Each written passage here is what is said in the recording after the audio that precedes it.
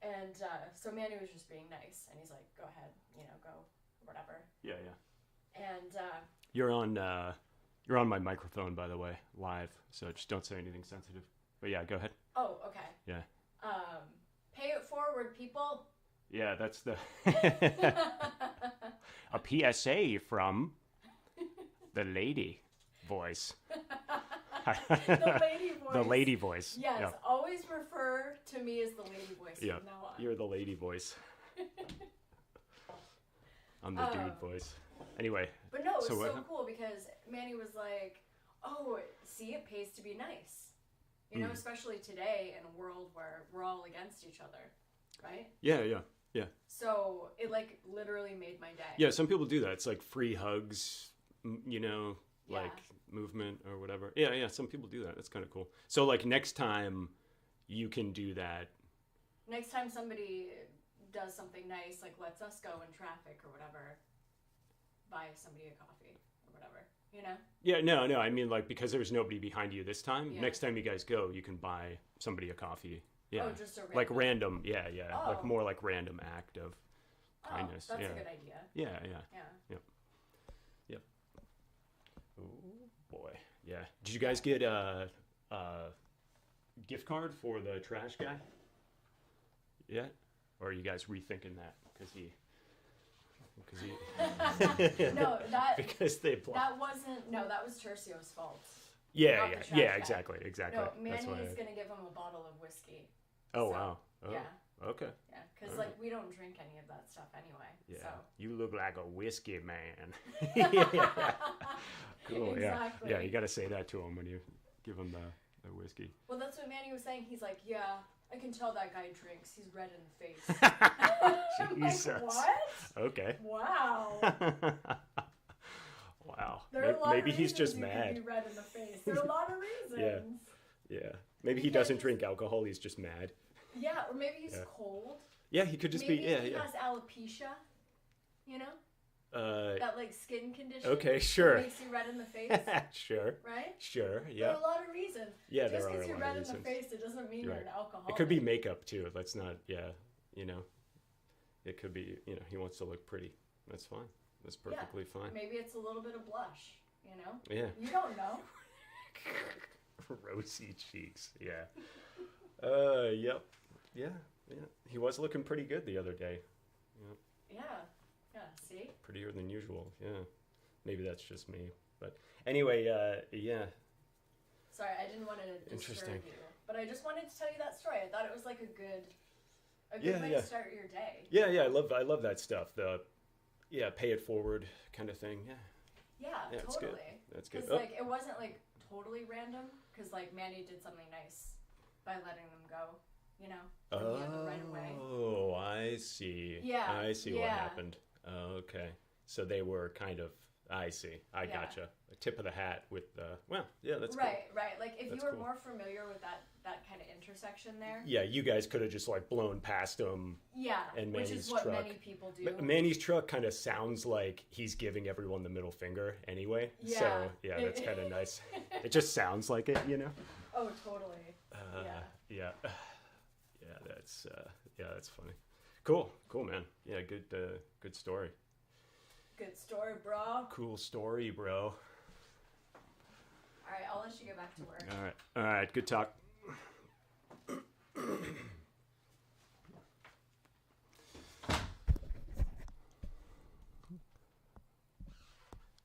All right. Let's see. What's a good way? What's a good way to get it started? Let's see. All right, got my boom arm.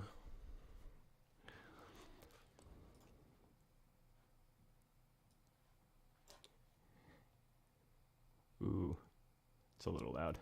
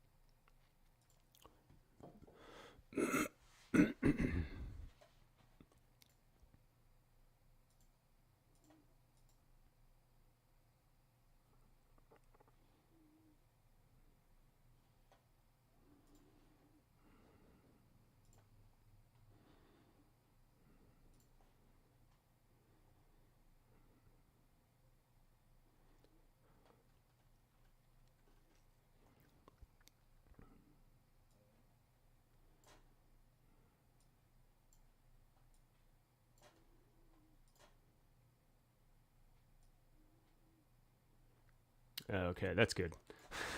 All right, just warming up here. So Red Lear has another video. I want to check this out.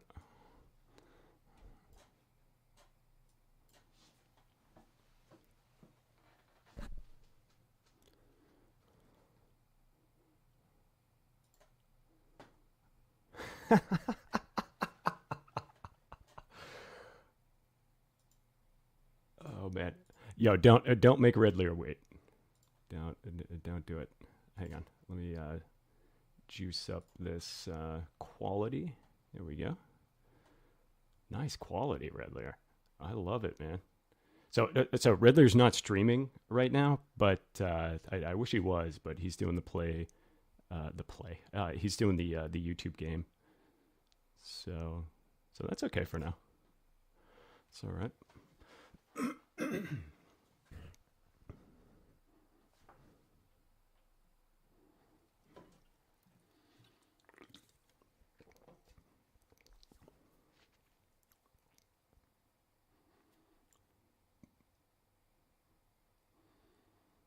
Wow, yeah. Yeah, congrats to Red Lear.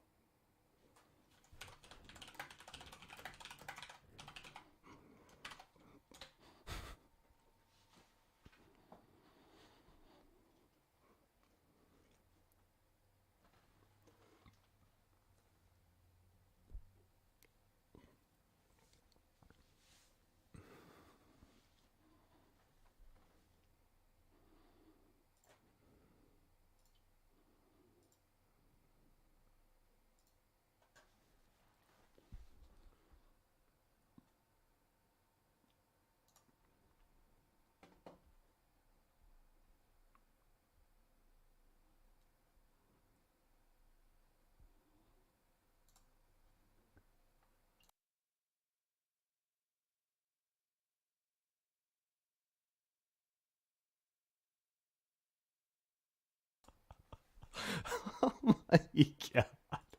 Look at that picture. Oh, why is that so funny to me?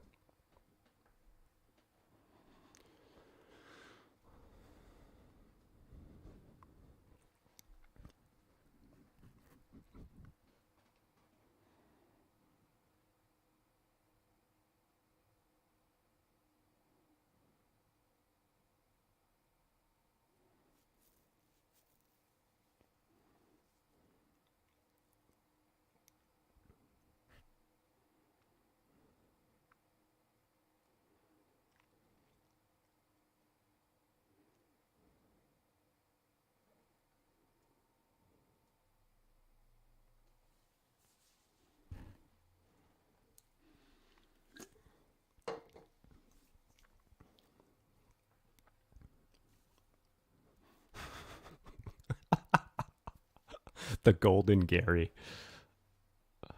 That's great.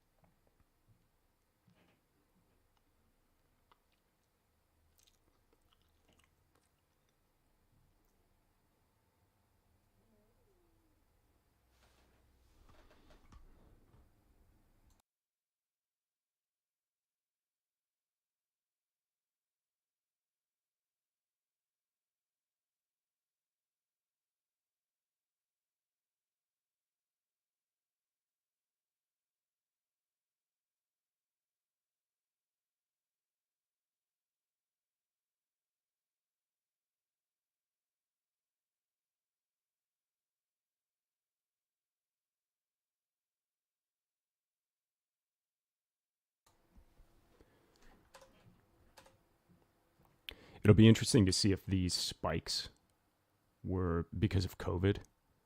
And I'm really interested in what's going to happen this year in 2022. I don't know if that'll, I don't know if you'll be able to top these just because of the, what happened.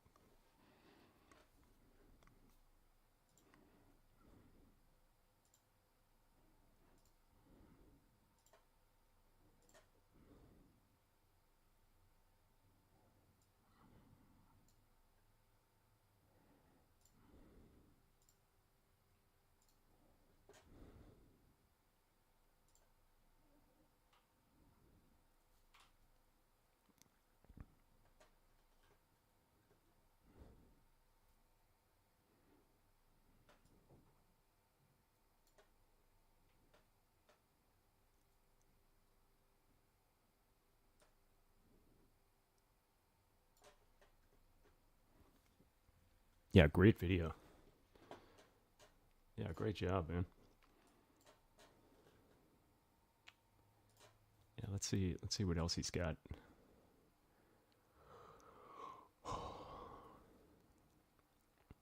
Yeah, his videos are definitely getting better. Man. Cool.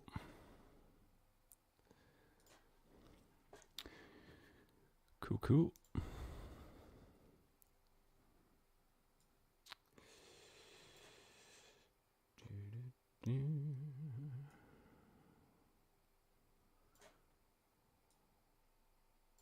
All right, let me just get some things ready. A little music, get us in the mood here.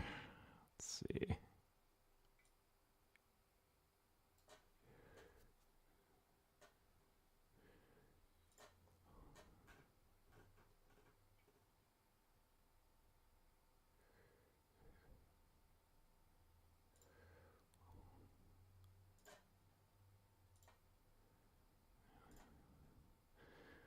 All right, I'm going full podcast.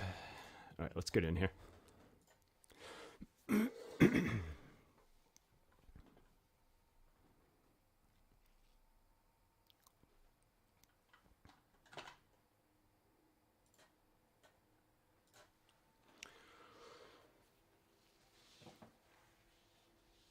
Oh, man.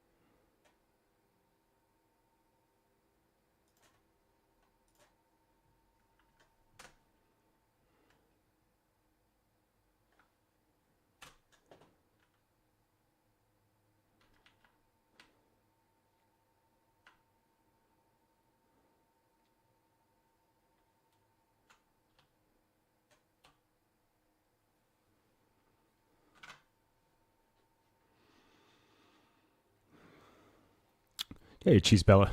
How's it going?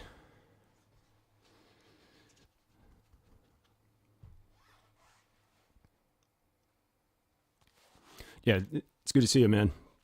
I just have I was watching a Red Lear video earlier. I don't know if you follow Red Lear, but his videos are getting a lot better.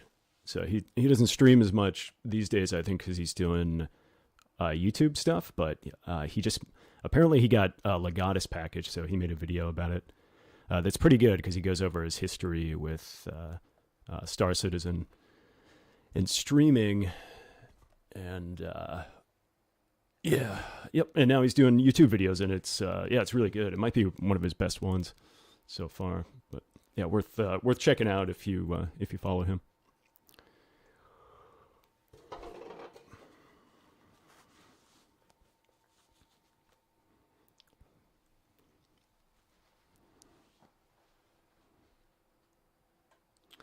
Yeah, I'm doing good, man. Yeah, thanks. Let me see. As soon as I can find my mouse, here we go. Yeah, let me see. I'll share it with you because he's just another streamer. He actually mostly does. So you mentioned that you do bounties and stuff. That's basically what he does as well. Let me see. Let me pause this for a second. Yeah, I'll just share it with you because I'm traveling anyway. So let's see. It's kind of a funny video as well. So yeah, I'll just share the link with you. You can check it out now or later, whenever you want. Let's see. Here we go. Promote Red Lear a little bit.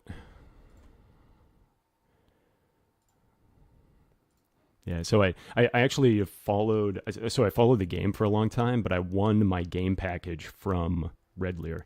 So like the 100 series that I have, it's a 135C, and that's when I started actually jumping into the game, and then decided to start streaming a bit, in part because of people like Red Lear and Salty Mike. But yeah, that's Red Lear right there. That's his video.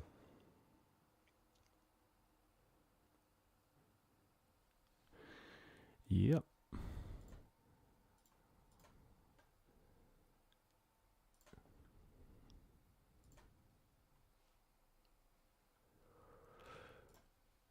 All right. So yeah, hopefully the podcast doesn't bother you. I just wanted to try to catch some of this while I'm messing around in SC.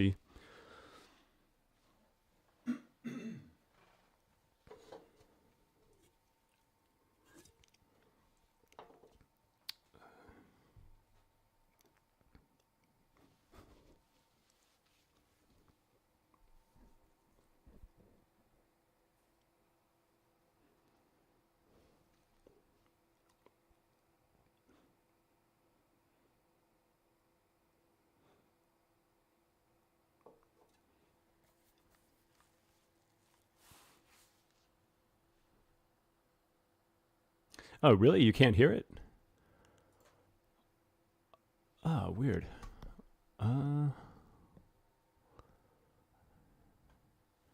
Interesting. Okay, I thought you could. I'll have to check that out a little later. I'll have to see why. I thought it was coming through because it's on a desktop, but okay. Yeah. I'll have to look into that a little later.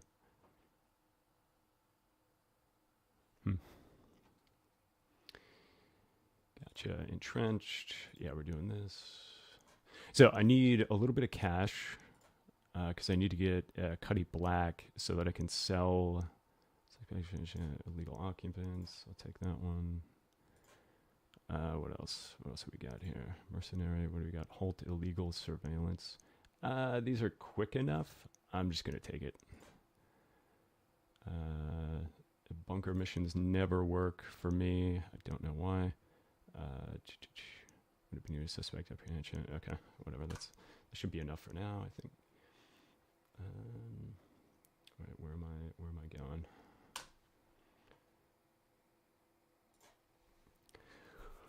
All right. Accepted. Let's do halt illegal. These are super quick. I'll knock this out. Where's my... Let's see. Let's go power. And yeah, all on. All right. Where is it? Here we go.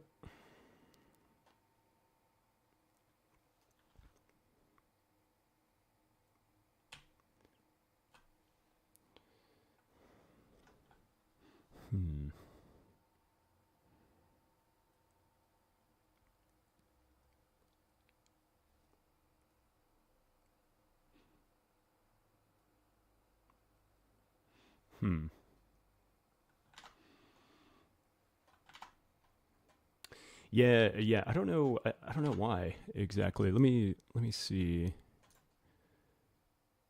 So I wonder if it's like. So you can see it right now. Can you hear it? By chance, I wonder if it's only on this monitor.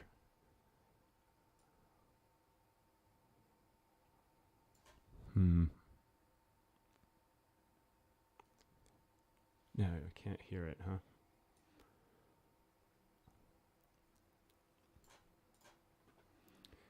Interesting. Okay, you can hear the game though, right?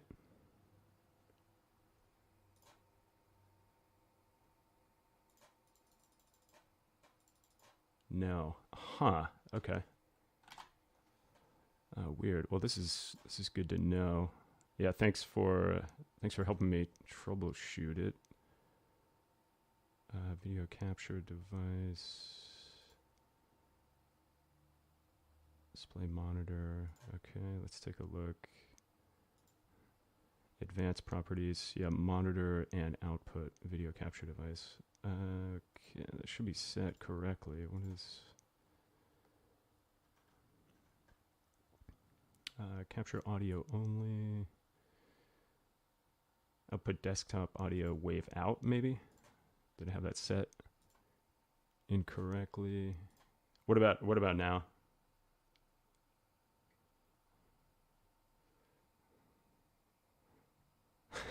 sorry to make you sorry to ask you to troubleshoot for me. I should have done this earlier. Actually, hang on. I can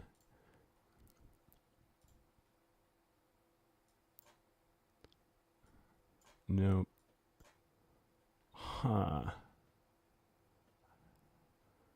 Okay, give me 1 sec. Let me try to figure out what's going on here because that's kind of important. Let me go to sound and make sure this stuff isn't just muted here.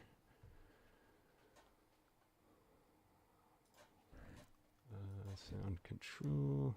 Here we go. Let's see. Yeah, you can see my monitor, Corsair. So this is good. What's going on here? Levels. Okay. Speaker's not plugged in. What's going on here? Levels. Yeah, it's all the way. Okay, don't think it's going to be anything in here. And I know this is off, but this shouldn't matter. It's actually on. Okay. Well, that's not it.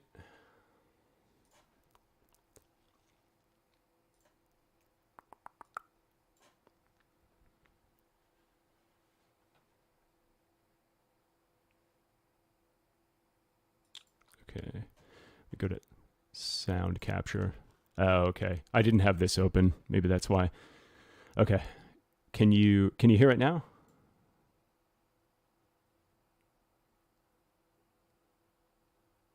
No. StreamFoam isn't outputting it. Yeah, I think you're right. Let me see. Let me go to, yeah, because I have my streaming rig, and then let me go to audio and see what's up here. Desktop audio is disabled. Okay, well, I think we found I think we found the issue. Okay. Anything coming through now? So I changed it to the Elgato sound capture. So no? Oh man. All right. I gotta find a way to pay you back for helping me out. Actually, you know what? I have the stream on.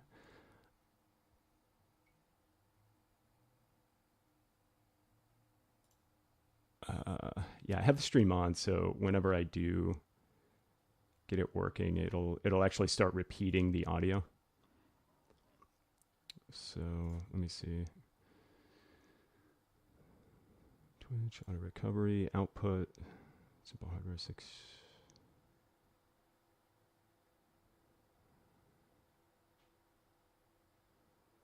Okay, and then I think it's actually probably going to be in. So desktop audio has monitor off. I think this should be.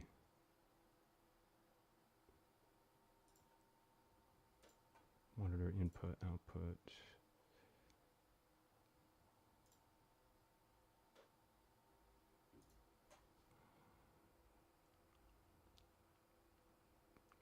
Yeah, a good question. I don't know. I don't know what I did differently. I haven't changed anything. Is it 4K capture? Maybe it's one of the software programs. No, it's not 4K capture because I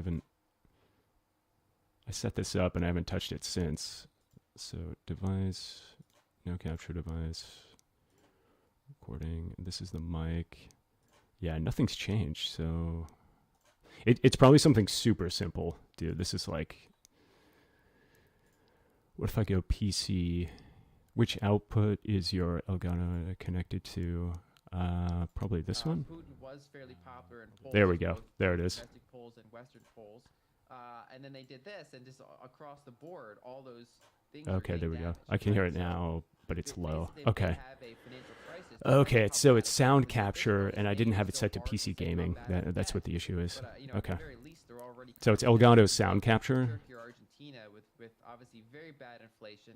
and disastrously I high didn't have the interest rates. output selected. Totally So seized okay, up cool. economy. Well, thanks, And Cheese if Bella. I it's appreciate bad that, enough, dude. I mean, if the sanctions get bad enough, Turn it and up. If they're cut off Oh, I'll enough, turn it up, dude. Hang on. it could look like Venezuela. You could have that sort of situation. I think a key factor that's going to determine how badly Russia is impacted is to what extent they can rely on China and to what extent they can renegotiate some of their commodities. And so one point that I've made is that countries with GDP per capita less than, like, say, 15,000 are less likely to go along with Western sanctions because they absolutely need the commodities, right? So when you have GDP per capita of like 3,000, you have less flexibility to decide who you're going to buy commodities from. And so if Russia can kind of shift where it sends its commodities to, they're already talking about building pipelines that would, say, redirect some of the European natural gas to All right. China, for example. How's that? But those take time. And so if they're able to navigate that, then they could stave off among the worst crises. But it remains to be seen. I can imagine one of those types of pipelines, though, takes, what, years to build? Usually years. I mean, now they have a national incentive to throw everything possible at it. So I would, kind of cut off time from whatever the normal case is. But they built I believe it was called the Power of Siberia. Okay. It was a pipeline that does go better. to Russia to China. And because you can imagine that the amount of land space there, it's one of the longest pipelines around. It was well over 1,000 miles. I don't have the data in front of me, but it's a very large pipeline, and that did take years to construct. And so they essentially want to build more of those and also make connections so they can redirect European natural gas to them rather than being separate systems. And that does take time. Similarly, it takes time for Europe to build so I can LNG change my capacity headset so that it can volumes, become less reliant on Russian gas. And so that's kind of the emergency situation. The is game that capture. So I think the you're oil is actually more hearing fungible, it much louder. right? So, Because except for very so niche game capture situations is like where at 70 right kind of now. You can regions see cut off upper from left. supply chains. And then For the most on my part, screen, I can there's just less change. extreme Here, oil I'll pricing show you. differentials around So the world. on my headset, because it's a barrel super of low oil because, can be for me, it's transported wicked relatively loud. easily. And so you get minor differences of pricing, but not I usually think it's huge also coming differences in through pricing. twice Whereas somewhere, so natural I'll have to gas, troubleshoot later. because it's harder to transport, naturally has bigger price differentials Max between Kaiser, locations. yeah, Even before the yeah. war, we were Dude, seeing I've been this following Max between, Kaiser say, Europe and since, America, where yeah, it's Europe, funny- you know, it's funny at you some ask. points had gas that was like 10 times more expensive I've been following than Max America. Kaiser since like 2011. And that's because you either way do back. pipelines, which is obviously very location specific, or you do LNG, which is rather expensive and has very limited and capacity, right? So we can't just yeah, like it's kind triple of our a- LNG it's next kind of a month, funny right? story. So there's hard limits on how much you can do. I was actually and so that infrastructure takes time to mining build as Bitcoin well. on a And so it's a mess compact. I on don't know both if you remember sides. Compact, And the it's one of those computer things company. where I think almost Dell ended up nobody buying them wins out. from this I was actually conflict, it seems. mining Okay. Bitcoin. Are we hearing any that case desktop, studies of and then things I which ended are up happening throwing on it the ground in Russia, like the impact of this? One of the things I heard I about think there's was, a lot of those, for example, they those can't now import parts for Boeing, so there's a risk to the airlines, and which yeah. was something that I hadn't, considered Same. obviously, but now I've heard about it. Obviously, makes Yeah, I've been total following sense. him and My Stacy. dad was an aircraft engineer. They're Yeah, constantly having to long check the planes and fix parts of the planes and change parts of the planes. So that's just one example of just a single industry for them that's now at risk if they can't get the parts. Get a little cash. Exactly. Both Boeing and Airbus can restrict their parts, and suppliers can restrict their parts. Basically, the avionics providers and things like that. And so that can cause issues. We actually saw similar issues for Iran because a lot of there was basically restrictions on parts to maintain their nuclear facilities, their nuclear power, kind of the approach there. And so when you have a very complex system and you get your maintenance parts cut off, that does over time degrade systems, and you can have things go offline. Basically have to shut down power plants, have to shut down I watch all of part the, of your fleet well, not because all you're of them, unable to but, maintain it. Now Russia does have there's obviously a some very pretty strong good- aerospace industry on its own, so it's maybe less impacted than some countries would be, but it's there's, still obviously there's some pretty good impacted podcasts, like by what Bitcoin did. all of those shutoffs, including the aerospace I'm ones. trying to think of the other ones. And what about just like general citizens? Is there any particular pain points we're hearing about with regards to these sanctions or there's what's a been few happening? that are pretty Well, I good. think The that Investors the podcast with devastation Preston of the Fish. savings was obviously the big one. But yeah, basically we're So, seeing consumer his brands podcast cut is off. pretty good. You're seeing shut down McDonald's. I You're think they seeing, cover Microsoft. I mean, Apple. Like basically, all the normal products that you interact with are being one by one elected to not be sent there. And so I think that this, because this has only been a short period of time. I don't study the anecdotal on the ground stuff as much as some other people do. Some of the journalists would be much better people to ask about that than me. I focus more on the financial aspect. But basically, so far it's been a short period of time. But the longer this drags out, obviously, the more those things start to notice, right? So, for example, if you have a laptop already, maybe you're not impacted by the fact that now it's going to be harder to get certain laptops. But if as you go on and you need a new one, well, then it becomes a pretty significant issue. So, over time, this should just compound. As they have less and less access to all these different Western brands, and they're either forced to go without or they're forced to shift east in terms of the supply of goods and services that they use. Well, my assumption is there will be a kind of black market that opens up via somewhere like China. There'll be certain entrepreneurs will see an opportunity here to, even if Nike's cut off, somebody can go to China and perhaps buy products and import them into Russia that way. I mean, China doesn't pay attention to these sanctions themselves, right? Yeah, they'll be able to do that. I mean, they'll dude, be more expensive with all those steps. Yeah, I spend quite a bit of time. Like usually, basically the Chinese-made products, specifically including the usually Chinese branded products, when I will be work much out, I'll cheaper usually listen than to, many of their a Western podcast. counterparts, to the extent that those Western ones are available, kind of indirectly. Yeah. Okay. I do want to talk about the wider impact on the rest of the world, but can we talk about specifically with regards to China? We're seeing an impact here I'm actually in the US. Yeah. Is that your seeing an impact primary? of gas prices here, Kaiser report? Because Because they have the Orange Pill podcast as well. in Europe. I just find petrol or that diesel in particular in London. One petrol they station. tend to repeat a lot. Pounds per litre, Their which works out content's about really good, though. $10 a gallon. So they've when been talking Americans are about complaining the about same $6 stuff, a gallon, like we're their like, oh, OGs. hold my beer. There's a lot higher in the UK, but after a while, is similar happening to China, or it's a is lot there of the same. little to no impact on them? Like You know, same what do we content know over about and over that? again, and that's So why China I is being listen to impacted. what Bitcoin did, which is they- this.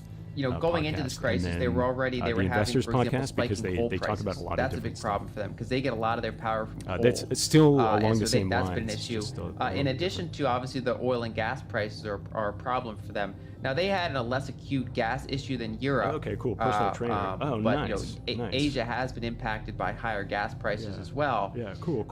Cool, man. In the yeah, longer I run, started, one thing that looks like speaking of China's personal doing trainer, is that I so a lot of these Western started, companies were forced or working out with this, pretty much had to with this guy divest their who's Russian is it assets. IBF, International really Bodybuilding pennies on the and dollar, Fitness, kind of just mark them and down, it get out of those completely, positions. like working out with that And dude, so it China has already destroyed me, stated a but willingness completely and changed the interest way I work in out. potentially coming up and scooping up One of the some of these best- Russian one of the best decisions energy I ever commodity made. assets.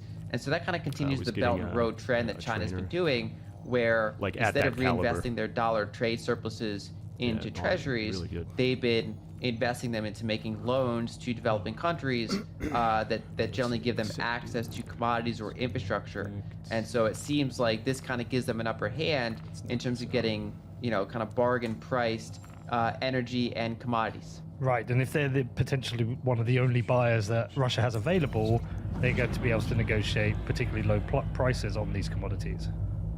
Well, at least on the commodity interest. I think over time, Russia will probably be able to access a number of markets that they don't really have the ability to select where they But get the commodities dude, from. like my So maybe we can look at countries like India, not to be too long, on it, countries like my Brazil. We'll see fitness over time journey was the longer kind of this like drags out. I cardio think Russia will all the probably be able to time, find and buyers then- for its and I commodities. really didn't do any lifting, But and then during this period where they need started capital lifting with this guy. and many of their assets got are selling really very into, like, cheaply, metal that does stuff. give China a window to come in and get for a lot of while, those assets. and was probably lifting I'm way too struggling to heavy, see and then who started actually is working out really with this guy, benefited and from this. we actually started using for lighter what weights, appears to be with a, more and I repetition understand and the just full burning, historical context of this, like burning the muscles out. accusations of NATO placing missiles closer to Russia, but this is Yeah, a just did global lose-lose right now. I don't realize that. That's why the extent of this conflict was somewhat surprising to me. I mean, I don't think a lot of people would have been That's surprised what I do by now. Like some if I haven't worked out in activity a while, around I'll Eastern do like Ukraine, some kind of full body. around some of those borders. But the extent of this attack only surprised only me and lift surprised weights. many, because as you point out, there's almost no winners Only from lift this, my right? weight. So Oh, interesting. So like Russians are, calisthenics. vast majority of Russians Okay, are not cool. benefiting. Many of them Cool, have gone over and fought and died. Ukrainians obviously are not benefiting. Russian oligarchs aren't benefiting. It's hard to see who is benefiting. Oh, you know what? You know what, dude? I think I want to put on. Salty Mike spoke to Nubifier. I kind of want to listen to that. Yeah, here we go. Hello, everyone, and welcome to Yeah, Answer so the Call. I'm going to put First, this in the background. apologize actually, for 'cause I missing wanted last to week. hear A this. little miscommunication, and I never even sent you the message out to apologize. So I'm apologizing here. So sorry for missing the podcast last week, but today we have a conversation with Nubifier. Usually we have a specific subject. It's been quite difficult lately to talk about any specific subjects that we haven't talked about twice already on the podcast. So I thought it would be a great opportunity to bring my friends on and have conversations with them. If you didn't know them, you get to know them. Maybe you get to know them a little bit deeper. I think we've had some really deep conversations with with Zero State, with Burks, with Aralia. So it gets kind of fun to just talk about whatever and not just Star Citizen sometimes. So I've been kind of taking this opportunity with the podcast to do that. I hope you guys have been enjoying it. Let me know in the comments below if you enjoy that, or do you want me to just stick to the normal format no matter what? Right. Kind of curious and asking for feedback lately on the channel. But Yeah, without this is, further like, ado, the most boring we have part about this game is Nubifier. flying to Actually, these before we go into locations. that, you might want to Yeah, know dude, what this is. We've done this on the podcast before. only lift Today's your own podcast weight. is sponsored Yeah, by you Raid know, I met a Shadow guy, Legends. this is a Who long else, time right? ago. Who else He- sponsors he things? doesn't It's lift always weights Raid. over So 25 pounds. exclamation He point said. Raid in chat if you guys are Anything more than watching that, on the and he stream. said You might hear a little it's noise not, pop if somebody it's not good for you. becomes a warrior. And And I'm not sure basically, how he arrived at 25. it'll Maybe that probably was pop just a during the stream, so if you guys are calculation watching he this kinda on figured YouTube, out you may not be a for part of this himself, giveaway, but if we hit but 45, yeah, he I'm going to be refused to giving go above away 25 pounds a Aegis for anything. Redeemer. So And if you become a warrior, you'll be able to take part in that giveaway. So I it's do a pretty lot cool. of again, I do a lot of we have push-ups, but I Nubifier go on, like so let's bring him elevated, on for and say example, hello, Noob. Thanks for coming on. It's been so too that long. I can get a full like so that my Yeah, like it's, chest I was can just go trying to think all the about way down when and the last time I was stretch, on so with get a you, full and it was. stretch I think of we the- were doing something like the this, but muscle, it was and then if I wanna over do more weight, I'll another just one put of my the legs kind of up, not salty something like videos that I did, but it was. I think it yeah, but was. I don't Is the lift first player super experience or heavy is the new anymore. player experience good? And we talked about that for a bit on stream, but that was like I think that was like a year and a half or 2 years ago. I think it was pre-COVID for sure. And then yeah, dude. That's yeah, the I thing went is like at some overseas, point and if you're then carrying came around back that much and since muscle, retired. So like all like, if you're Everything's gonna- changed. like that's If you're gonna go I full don't know if circle that, on takes anything, kind of a you know toll. that was. I actually knew. Again, so you look back, it's literally 2 years of COVID kind Yeah. of crap. friend of mine. So I would just like died. maybe intro you a little bit if Huge. people He don't lifted a know lot our in history. high I'm sure school, most people but know who then you after are, high but school, he our got history absolutely maybe they massive. don't. Is And I don't know if you watch the YouTube we used to channel run more plays, more dates, but he covers content creator a lot of group. these guys. Myself, who get, like, Saurus, heart Noob, attacks Board, and Detox. who sometimes die because they take Super too Mac Brothers, much. others. There were others like Red Lear, like and I Red think Lear, Crucian was there. Yeah, Crucian, whatever, yeah, whatever there's it is, tons whatever of names, cocktail right? they're taking. But And I think that's what happened to you know this that all guy, kind of like we all which went our was- separate ways and started doing our own was things. really too bad. But he was massive. there was a podcast called Dude, like, The Redacted Podcast, Absolutely and Noob was a big huge. part of that. So if you guys haven't And seen those I yet, think I think they're still unfortunately, up I on think it just YouTube took somewhere. too And that's like kind of they're But not. yeah, Oh, wow. I agree, dude. no, I think he I've bipped his always been he more bipped his vods. Dang. on the athletic Hopefully they're cardio unlisted and they'll side, show up one day. and But recently the that's gotten our history. That's how into- me and Noob got to know each other.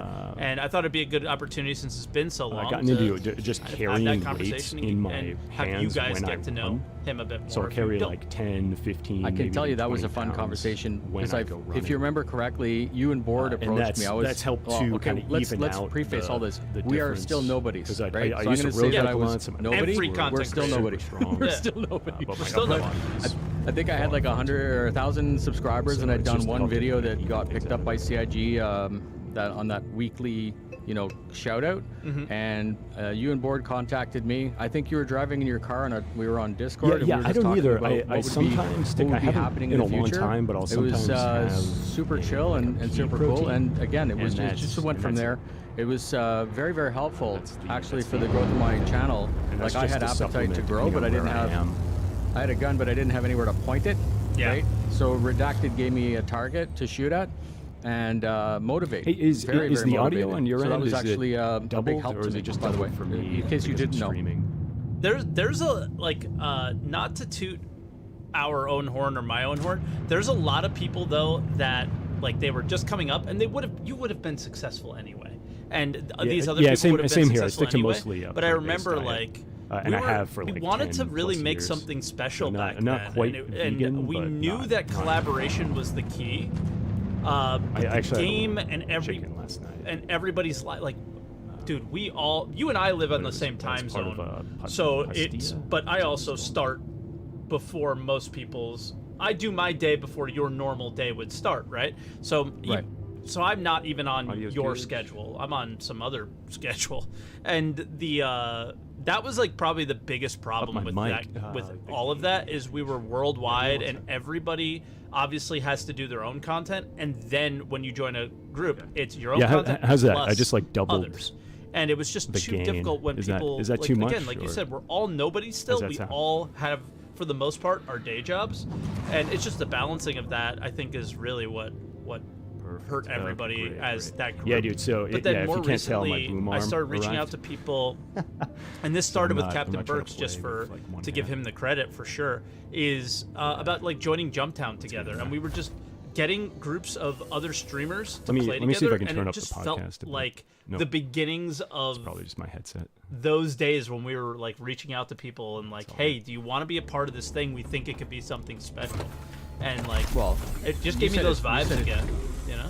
You said it too, though. As soon as meshing comes on, as soon as we can have that ability to just say meet me at somewhere at 10 o'clock, Yep. and you don't have to worry about handshakes and joining parties and making sure that you're on this. You know what I mean? Like it's just that level. Let's say we go on every Tuesday at whatever, Thought I and had we way always more meet ammo at if you Fort were Olisar. It's just. I think that we all were hoping the game would come out in 2016, Yeah. like everyone. But more specifically, I know that when you started streaming, your idea wasn't to be here in 2022, right? So, I mean, it sorry, was to not be here sound still salty, doing but doing stuff like this, but to more polished. to not be talking about the lack of polish of the game or Right. what could be better. It was, obviously we all had different ideas. What was your dream scenario? Where did you see yourself when you started? Like, what were your goals, in a way? Like, not necessarily your goals, like number goals. No, I understand. But like, what kind of content you wanted to make? Because I don't. For me personally, the kind of content that I make now is not the kind of content that I would like to make. Nope. Right? I wonder if Exactly. you're the No same. roadmap. I didn't. So I started out. This is going to sound really negative. I think Trip. I ended up researching it, but Trip made a video on how to hook up a HOTAS, like a Thrustmaster HOTAS. Really accurate. Yes. Shout out to Thrustmaster. And no, He's not like now. it was super detailed, but it had the no FS9 script, and he was just going over it. And again, not like we've all evolved. We're all great content creators Yeah. now, or better, I should say. So it's not shade at all. No. He was I think he turned out to be the nexus or nucleus of the whole no bullshit idea. Because I'm like, Yeah, man, I literally had to this is scrub through like the video to find meta the one weapon of thing I choice. wanted to know. And that was that you don't want to use the software that comes with it. I forget Target. It's like you see Okay. all of that. We watched an hour-long video, and at the end of it, he goes, "Oh yeah, don't bother with Target. It doesn't work with our citizen." I'm like, "Fuck my life." So what I did is at good that thing the time, I servers are said, slow. "Okay, I'm gonna make content the way I want to watch it." And again, no shade to that, but I didn't want to watch an hour. I don't have an hour, right? Yeah. So then that became that. And then, of course, we started to get stuff like patch notes and this kind of stuff. And everyone knows the golden rule of 10 minutes for YouTube. And if you don't, wherever you've been living, it's a thing, right? You make your video long and it gets more money, it gets more traction. So it's super beneficial.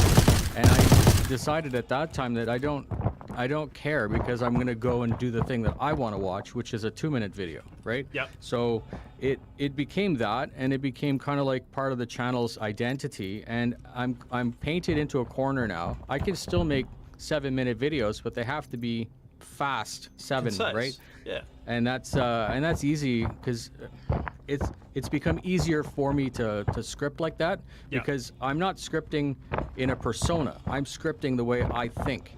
So what you see with my content isn't me trying to be Noobifier. It's me being Brian Mundy. It's me being me, making video under a pen name. I can't like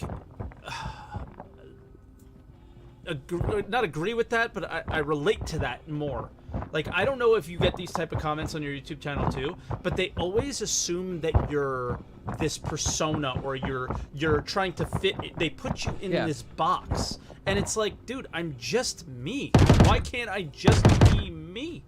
Well, I'm human, right? Like Yeah. things piss me off. I can be pissed off about the game. Critical is a better. Let's use the right term, right? Confused. I Yeah. go through all 17,000 emotions with Star Citizen on a daily basis, right? Sometimes you just have to switch off and go do something else. Yeah. But no, it's fine. But I also have time to explain that to people. I know you do the same thing. Like in Yeah. chat, the guy's like, "Well, what did you mean by this?" And I'll take the time, because what's the point of making content if you're not going to engage with your own community, right? It Exactly. doesn't matter. Obviously, there's going to be a limit. Let's say I get like 500,000 people. I won't be able to answer every single one. But right now, the throughputs are around 5,000, right? It's weird. The community does this. Like, Oh, people yeah. subscribe and Actually unsubscribe. They get pissed off with Star Citizen and they unsubscribe from me, and that's their right. Like, I don't care. It doesn't make any sense to me. Or I get those people that will subscribe each time that there's a giveaway. They know there's one every month, but they'll unsubscribe every single month. Oh my right? goodness. So it's again, we're talking about like the top 0.001% of confusion, but it is kind of funny. Right? It doesn't make any sense to me. And but again, I would rather have 10,000 people watch me than 100,000 people subscribe. If that makes sense. Like, I don't. 100%. The subscriber number is good if you're trying to reach a company and say, I propose that I want to do this, and look at my I think- background. What they should ask is how much. What is my throughput? Not Yeah. necessarily how many subs I have. 100%. And they look at that stuff now more. They're a little bit more aware of how things work. But I think even the algorithm is will look at your subscriber count and utilize that a little bit, not as much as the other metrics, to decide whether or not they're going to push your video out to somebody. Like, if you go on a brand new, never used YouTube account and search Star Citizen, it's pretty much only you, Board, and Morph. Yeah. For sure. So It better be Morph. yeah. I think it's more first board and then you, Yeah, because for sure. subscriber count counts in those aspects for whatever reason. I think. Yeah, more than anything. and Tactical Advance hasn't made videos in a long time, but he still shows up. Yep. He has a presence because he's got so much width, and it's the same thing with all of them. Like basically everyone. If you have done it in the past, you should still pop up, but there is a definite relevancy and concurrentness that is calculated in that algorithm for sure. Yeah, and because my subscriber count is small, it takes me. You would have to scroll a while to find me if you were just searching Star Citizen. But I get out there. I'm pretty happy with the way things are. And to go back on what you were saying before was no shade on you or Board, but you two were the catalyst for my weekend review video, because I personally don't like watching your videos for news. And again, no shade. Too short. Because they're too short. Exactly. Yeah. I want more. I want to hear everything that I possibly can, and I'm struggling now actually with the monthly reports are getting really long, and there's a lot of what I would consider fluff, and I'm worried that for me, like you were the catalyst for those things, because I didn't want to skip too much, because I was worried, what if it was important for somebody else? There definitely is context that I'm skipping. I'll 100% agree with you. But and now I'm starting I'll skip to something also. that's coming out in 2 years from now, right? Yeah. I'll skip something if they mention that they're doing moist eyeballs. I'll mention it. That's no problem because that's funny. Yeah. But if they're talking about something that is going to be useful in 2 years from now, no offense to them, I don't give a shit what's coming out in 2 years from now, because it'll change 15 times between now and then. It's worthless to me to say anything about it, in my opinion, and that's why you're making content, because you may value that as an indicator of something else, where I just completely fuck it off. Yeah. Oh yeah, of course. And yeah, again, like you were kind of the catalyst for me, and Board was too. Is like I liked both your styles, but they weren't quite what I would do, and I was like, oh well, I think I'm kind of a mix of you too, and that's sort of what's happened. And man, it's been fun. I enjoyed it. I kind of went out originally to start forcing myself to follow the game more closely, because that's what was happening when I did the Redacted podcast. In case people don't know, usually minutes before the Redacted podcast, or an hour or so, I was researching everything for the show, and that was kind of my job, and Soros ran the stream part of it. So like we each had our jobs, and that was mine. And once that podcast stopped, I stopped doing that, and I was like, man, I feel uninformed now. So I kind of forced myself to stay informed that way, and it's been a fun ride. I've enjoyed it.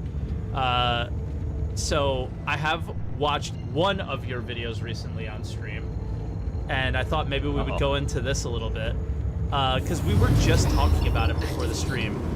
Somebody said in my chat while I was playing today, don't you think it'll be better when Server Mushing comes out to stream Star Citizen? I think they came from the standpoint... It's gonna not be better. No, I think it's gonna be a hairball. You're gonna have to deal with so many people. There's gonna be gangs going around just killing everything. So the joke was, I wasn't even here for that part. But no, I 100%, that is not. So this is why people are freaking out over the slider. Because they know it's coming. They want to be left alone. Yeah, right? so to give some context on this, Noob made a video about a legendary, I think, like, meme at this point, because I don't even think it's a real thing, is the PvP slider in Star Citizen. So years and years and years ago, CR on like a 10 for the chairman goes, hey, very, very random. Very randomly goes, if you guys don't want a PvP, you can just turn a slider down and you won't be matched with other people that PvP, whatever that means, right? And it was just like this weird thing. Nobody really understood what it meant, and it became like this whole conversation topic. Then they completely backtrack it and said it's not there. And then they mention it again later on and say something like, well, if you don't PvP, you won't be given PvP missions. So the game is going to deliver you like almost like a YouTube algorithm. If you watch a Daily Dose of Internet video, you're just going to start getting a bunch of them, right? That's like kind of matchmaking. Yeah, they're going to matchmake with the type of content that you enjoy. But if you start PvPing, then they'll start giving you PvP missions, and they called that the PvP slider. They said it again. So it's still out there in a way. And more recently, there's been a lot of Spectrum threads about PvP sliders, and it's because people are getting griefed, they're getting frustrated, all that stuff. Noob, There's you one other did a video. Go ahead. You got. There's the floor one other on thing it. though. Sorry, I'm gonna let you. Sorry, I'm not trying to like be a complete. No, you just dick, can't but anyways, see me, so there was people don't know another it's thing. hard. There was another thing that effectively they were talking about. If you're a griefer, they're going to put you in your own griefer server with all the other griefers. And as soon as that idea came out, people were like, we're going to have multiple shards, like different servers. So why don't we go the other way and have a server where the PvP is disabled? Like we have one that Bella, I just has changed a griefers, couple one of that's like the settings, I don't know, so that on au my end, I naturel, can and hear then the another one repeat, and that's it looks like it's whatever. fixed, And but again, I this don't is know if all it messed up what we're anything referring for to the is like stream, 2015, so, 2014. if there's any stuff. issue, like just let it's, me know. And thanks again. It's for, dead. It was in the for original helping out, Kickstarter as providing having the input, private servers that we feedback. could host, just like an old LAN party, which I don't even think is possible anymore because of the size of the game. And then there was another one. It's a stretch goal where you have custom professional mod tools. I think it was like the 4 million stretch goals, like very, very early on. And the problem is that people paid. This is the problem. People paid money and joined because that, and there's no way that they can prove that they joined for something else. So if they don't cool. deliver Thanks, man. that, are they going to sue them? No, I don't think that they can sue anybody. But the problem is, it's that noise that Jake was talking about. We're always referring to something that we think is important that isn't relevant anymore, I guess. Well, because the problem is it might be relevant to us, which is, unfortunately, in my opinion at least, is still relevant because of and it's the problem. It's CIG's problem in a way, because they're so vague when they explain the game in many ways that it still creates the scenario where you create the game yourself in your own mind. And when you finally see the pieces starting to come together and they don't come together in the way that you expected them to, it causes problems for people. That happens to me, and I see that happen to other people all the time. And I think that's where that stuff happens. And I think that one falls on CIG's lack of communication of what their direction is. But it's kind of hard to know your exact direction until you start implementing things in game anyway. That's just how game development works. We've learned that through watching their videos, and it can be frustrating, but it is what it is. But you also have to consider the fresh perspective, right? Like, because we are dealing with it all the time, and that's where that video, new user experience, like you show up and what you see first, what does that tell you? If I didn't know anything about the game, what does that show me? And it's the same thing. Level Cap was on streaming for 3 hours, and I was hanging out in the chat, and it's really cool. This is like a fan. Never Meet Your Heroes or something like that. Yeah. But I used to play Battlefield, and I would watch his videos. And then I showed up in his stream, and he goes, "Oh, you knew before, good to see you." So it's like, it's cool. It was just, again, he's just like everyone else. He's just a guy. I get it, but it was just kind of cool. Anyways, so the reason I liked being there is he plays infrequently. So when he does play, it's that fresh perspective. And he said it's the best thing. I remember this shitty map, like this navigation system is still busted. And he goes, it's 10 years, and it's like he thinks that that's core as a first-person shooter, right? We know it is, but I'm just saying that for him, he values it even more because of his background in first-person shooter. The mini-map is critical, right? So he's like, how can I go and do something? How can I achieve anything if I can't get there, or if I don't know where that there is? And I explained to him, I said, it's all building blocks. And I said, this isn't like the PC line. This isn't the party line. But the reason they're still polishing all of it, and it's all interwoven like a nest, right? You can't just make one thing good without it being everywhere. It's just like damage is associated with, all of the procedural damage and all the levels, and then the components, and then the subsystems, and all of that stuff is tied into like everything. So you can't, it sounds good on paper, why is it still shit? And it's just, it hurts me a little bit because I know the potential of the game, right? It is going to be evolutionary. He wouldn't be streaming it if he didn't know, right? Because the irony is, his stream, I think he had like 105 people watching. He has 2.2 million subscribers. right? When he streams Battlefield, people show up. So it's like the opposite. If you stream Battlefield, 0 people show up. Actually, you have a really good community. They'll No, but still it's show true. up. They'll watch you, you know? No, so he they, doesn't. They won't. It's definitely a lower percentage, that's for sure. Right. And that's the reality of being a content creator, right? You Yeah. pigeonhole yourself into a thing, and that's not the community's fault. That's your fault because you started out not as a variety streamer. You do a Exactly. pretty good job of balancing all I kinds of try. stuff, and people understand, you know. I try, but the thing with that and like the new player experience and everything is it's crazy because we had that talk like a year and a half ago, and I feel like quality of life has been their direction in a lot of ways, but it's still not the place where new players can come in and feel comfortable and get It still seems like a scam. maybe That's yeah. all I'm gonna say. It just seems like a scam, right? I don't think Star Citizen seems like a scam, believe it or not, like coming from me. It just, the scam is, if there's any scam, it's the, here, take my money for Star Citizen, but I'm going to spend it on Squadron 42. That's the scam, Yeah. you know? Like, Well, that's just that's what makes Star Citizen look like its progress is so slow, is that all the money is going to something Yeah. else you don't see. It has to release good. I agree with them 100%. It'll release when it's ready. That the way it's phrased, not a good perception. The idea behind it is make it good and make it right is the only reason why I think that's remotely acceptable. Again, we don't have to go into this whole roadmap thing again because that's please no. been I'm done killed. with that. Fucking killed. I remember the podcast used to do that. We used to just like basically circle jerk each other off of anything that was salty, and it was really I don't think it was what people wanted to see from us, right? So anyways, and agree. we all know exactly what's going on with this. It's already been beaten to death. But I guess what I was trying to get at is it needs to launch correct, and I think if I was reverse engineering this, if it releases correct, they're going to make that $500 million just on Squadron 42, right?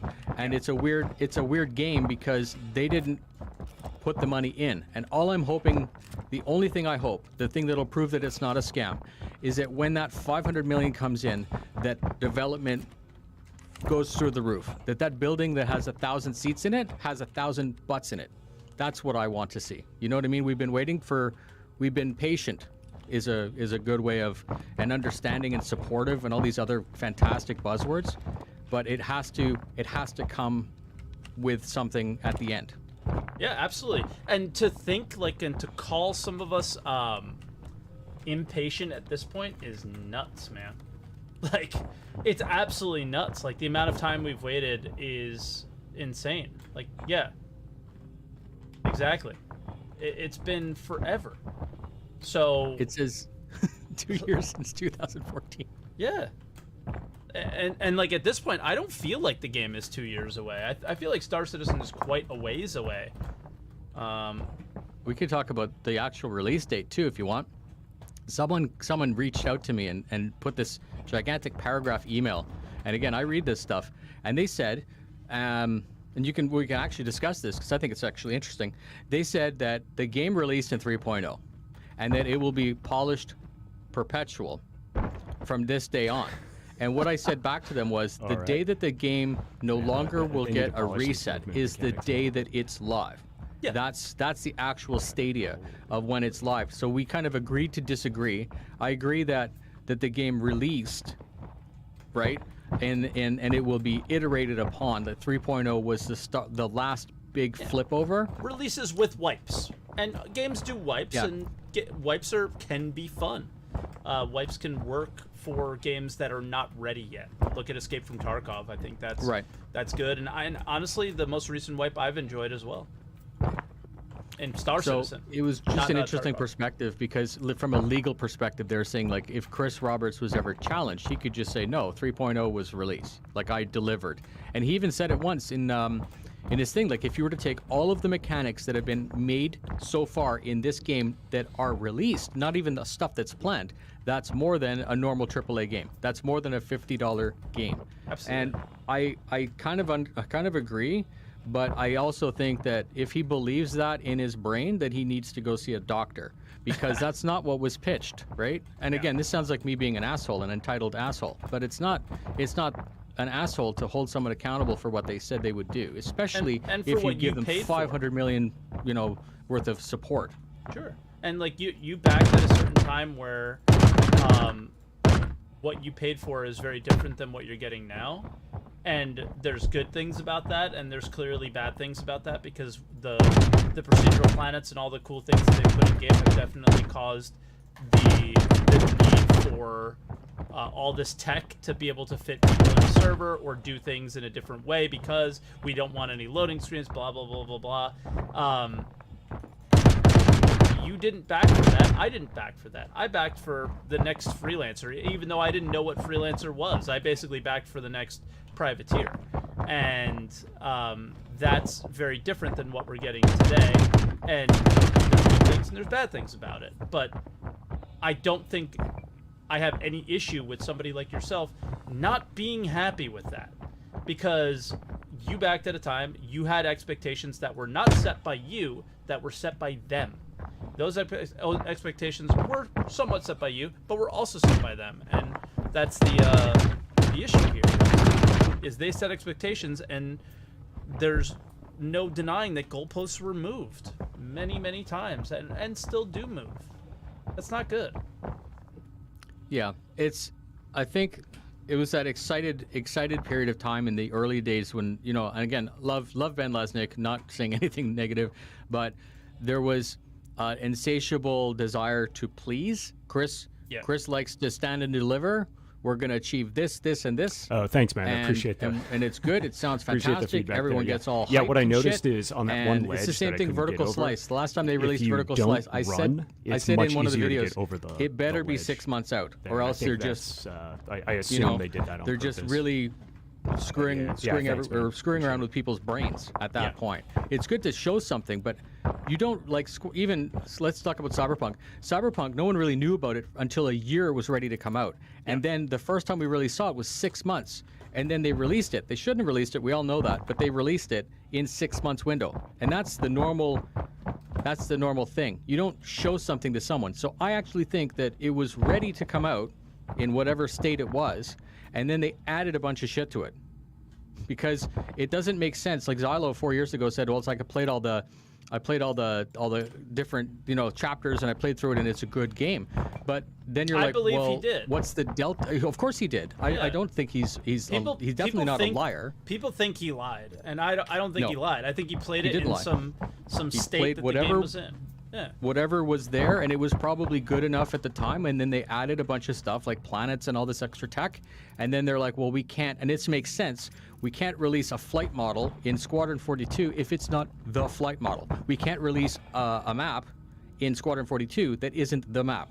If you know what I mean, like all the inventory system and all this extra stuff that's being added to the game, that should be in Squadron 42, and that's why I think it's taking so long. I can't speak on behalf of the developers, but it makes sense to me that they have to be the same. They're different games, but they have to be similar.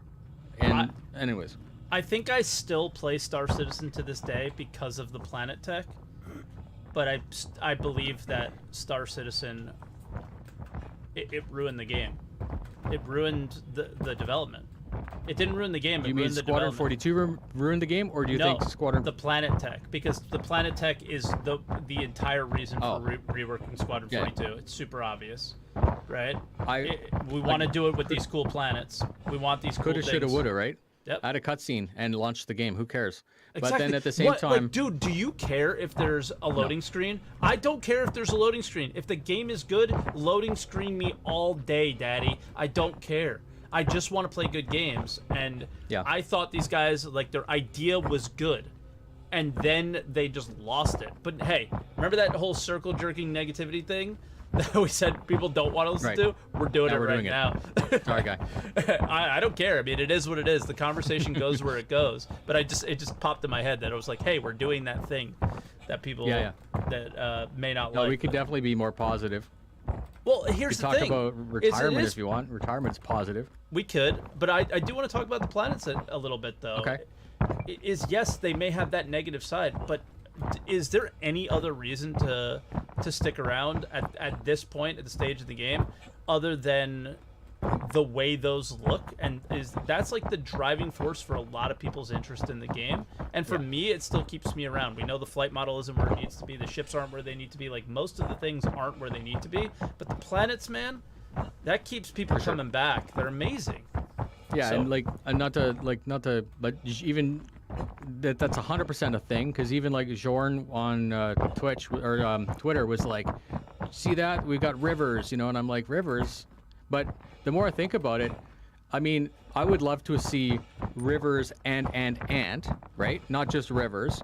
So I understand that it's a little piece of a larger idea. Rivers are a place to go. Rivers are a place that you can go do stuff. And I understand the perspective from there. The mission paid well, dude. I don't Trust even me, remember. when Was 317 it like launches defeats you, the 20,000? first thing I'm doing is flying to the river to go check it out. Let me check. That's Yeah. a I no-brainer, needed about right? And everyone will 50,000, be there. something It'll be this big 83 now. I just PvP did it nightmare because I because know these everyone's gonna missions get relatively their well. ass shot Let's see, off accepted, trying to look at the history. rivers. Yeah. Right? So, or bombed, even better. Some guy with an A2 is just gonna come in 25,000, and and then nuke it evict from illegal orbit. occupants is But 30,000. But they're so such similar, is the I nature consider of them the same.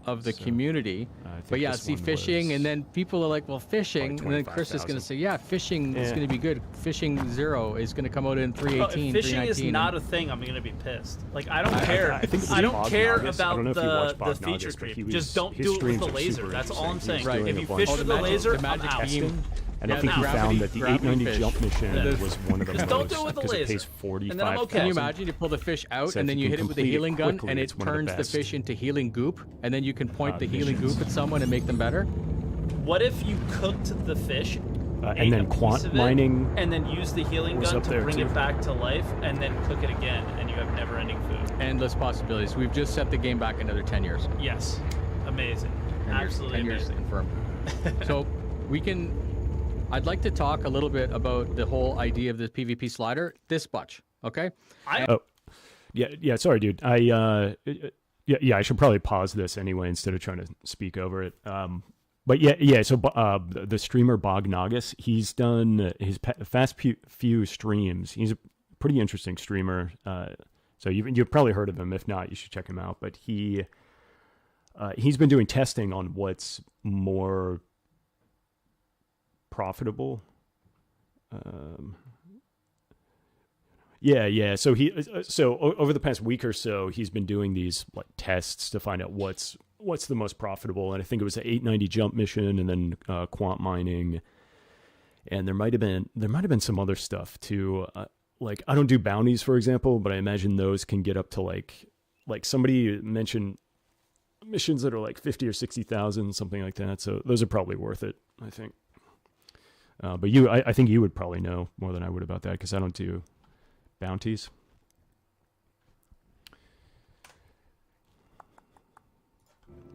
Let's see.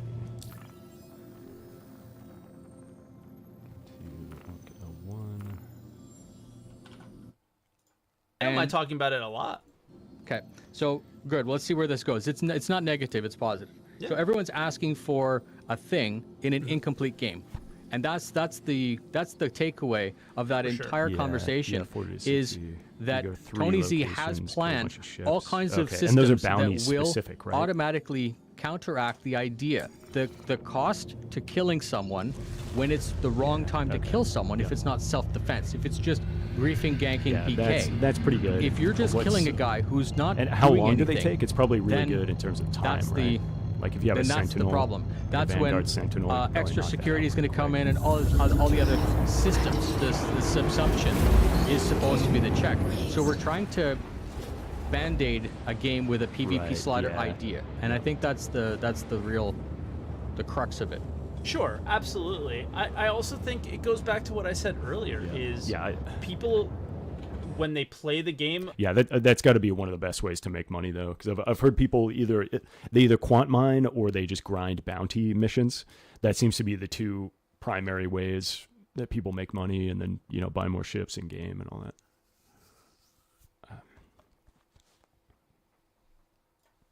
The only thing that they can really do right now is try to envision what the experience may be when it's more complete. And when they see the current experience, like, all right, I went mining and I got killed by somebody. I was hanging out at Port Olisar and I just got blown up for no reason. This is so frustrating.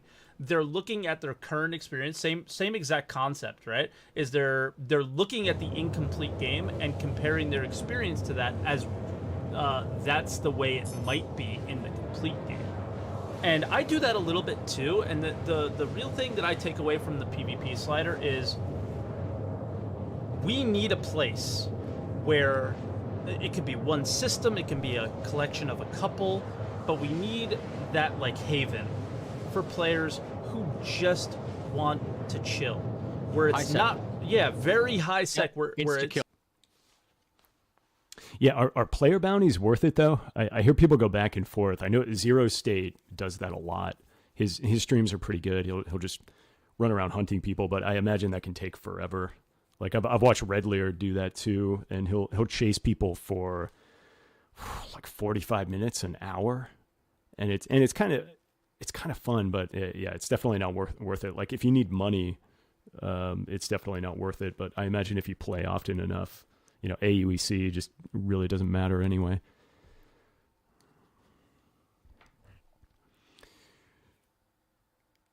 Yeah, cat and mouse. Yeah, it gets tiring. Yeah. Yep. Yeah, I don't know. Yeah, maybe that's where is interdiction really doesn't work, right?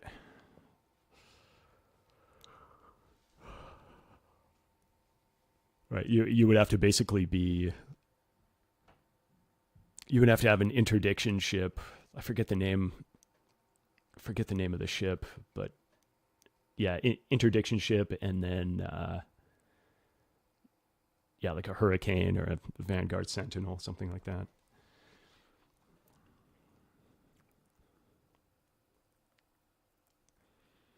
Kind of sorted for PvP. Yeah. Yep, I imagine.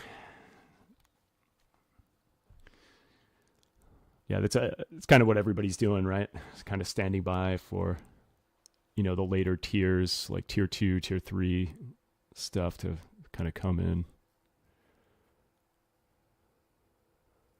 But yeah, are you excited for 3.17? I don't know. I don't know if there's anything in 3.17 you're looking forward to. Yeah, Grim Hex and fight there. Yeah, yep. Yeah, that's a good way to go. Yeah, that or Port Olisar, but Port Olisar, I don't see people fighting there anymore. So I don't know what changed, but that's actually something. So I keep bringing up Red Lear. That's something that he used to do, was go to Port Olisar with a crime stat and just start picking fights with people and blowing them up. And it was a lot of AI. He would just start fighting the AI.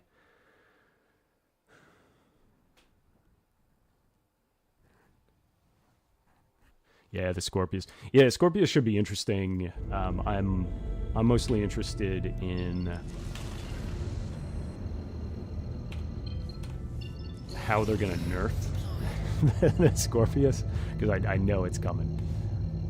But I'm not sure how they're gonna go about doing that. It might just be maneuverability, but the ship looks like it's designed to be super maneuverable as well, so maybe it'll just have really weak shields or something. I don't know. I don't know how to do that.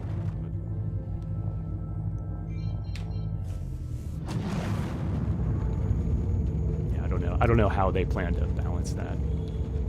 Although I guess it doesn't really matter at this stage. They're going to balance and rebalance and refactor so many times. Over the next couple of years that who knows.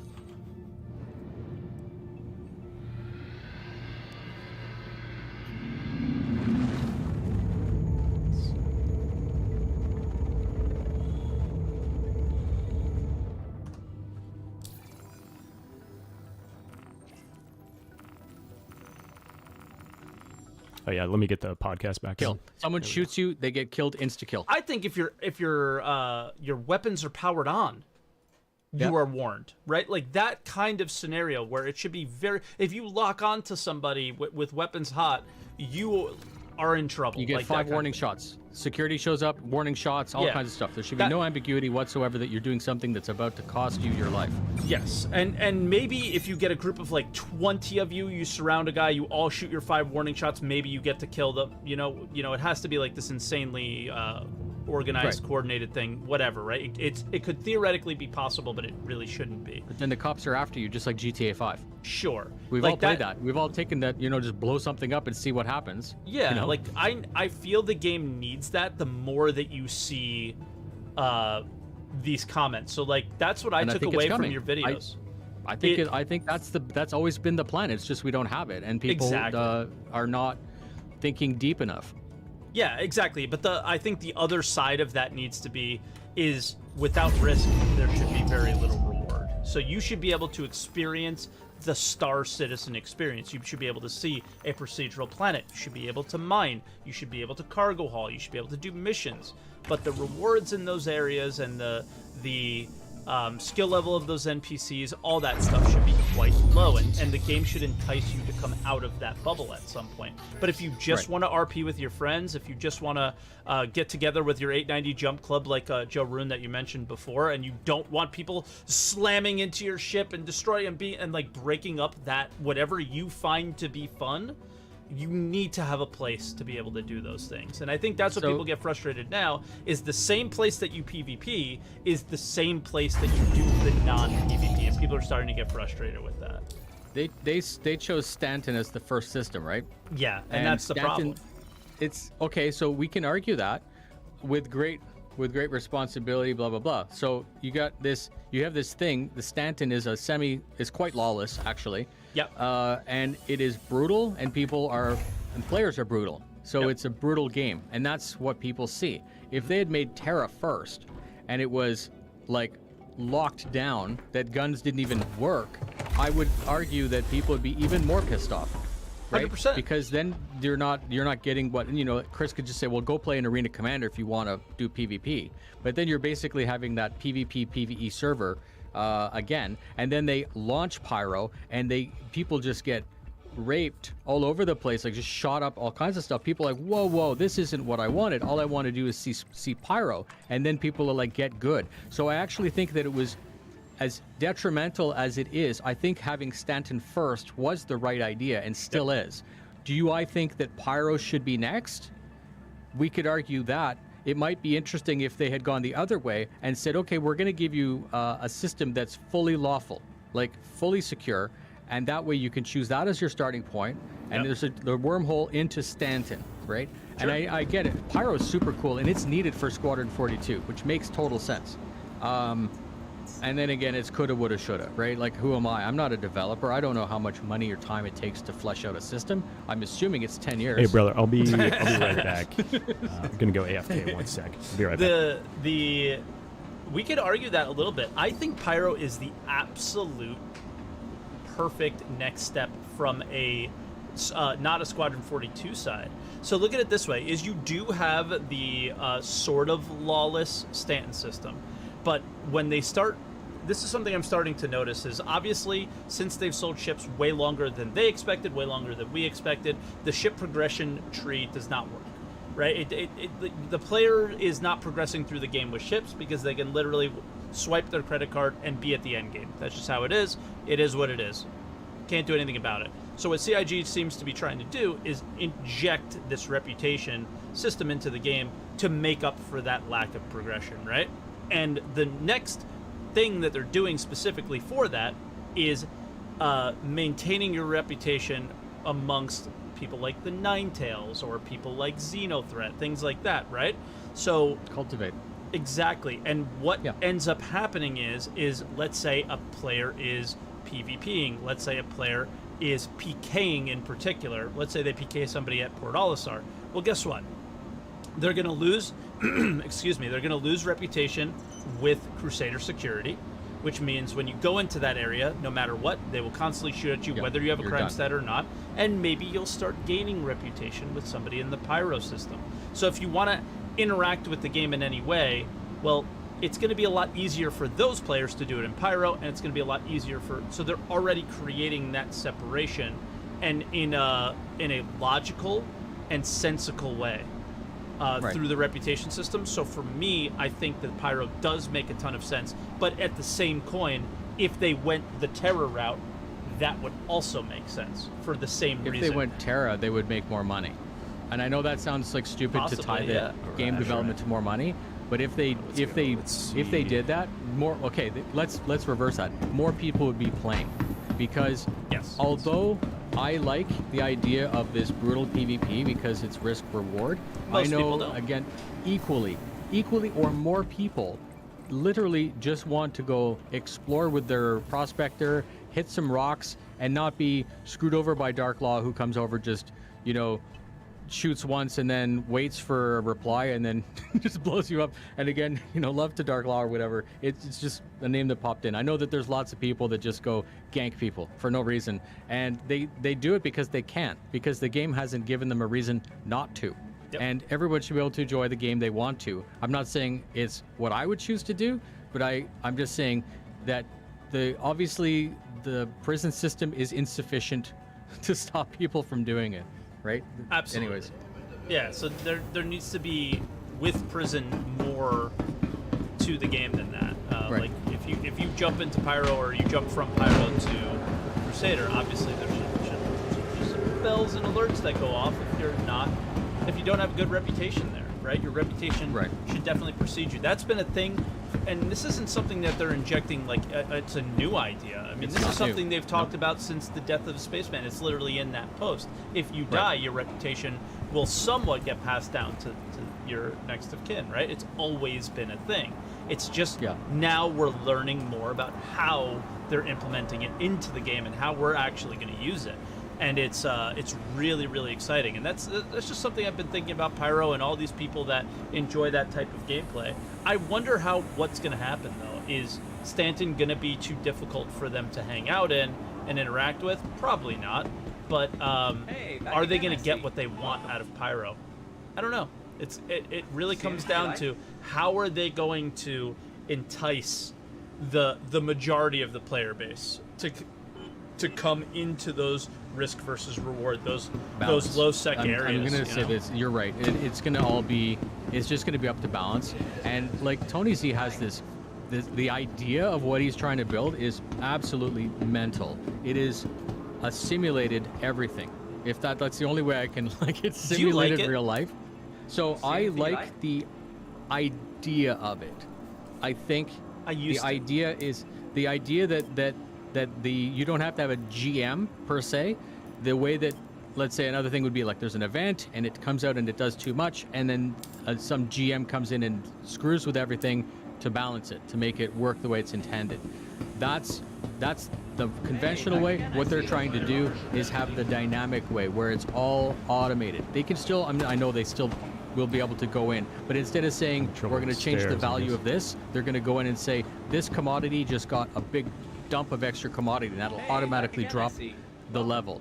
So as much as we're going to be playing the game, I think that the GMs are going to be playing the back end to make the game work properly. But I do like the idea, if more, let's say Test Squadron comes in and gets craziness, like they just go bananas with, they occupy a system that progressively the system takes over, right? And it's cause and effect.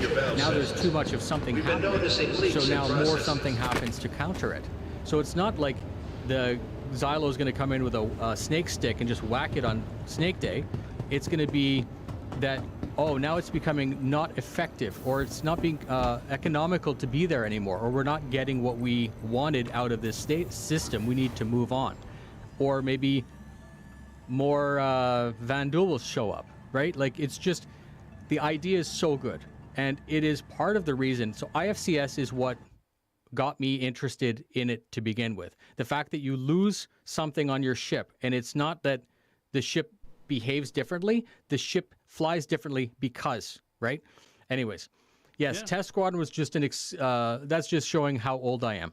Me referring to Test Squadron as the... dude, they're relevant as hell. Yeah. They're on the top of every leaderboard for every event.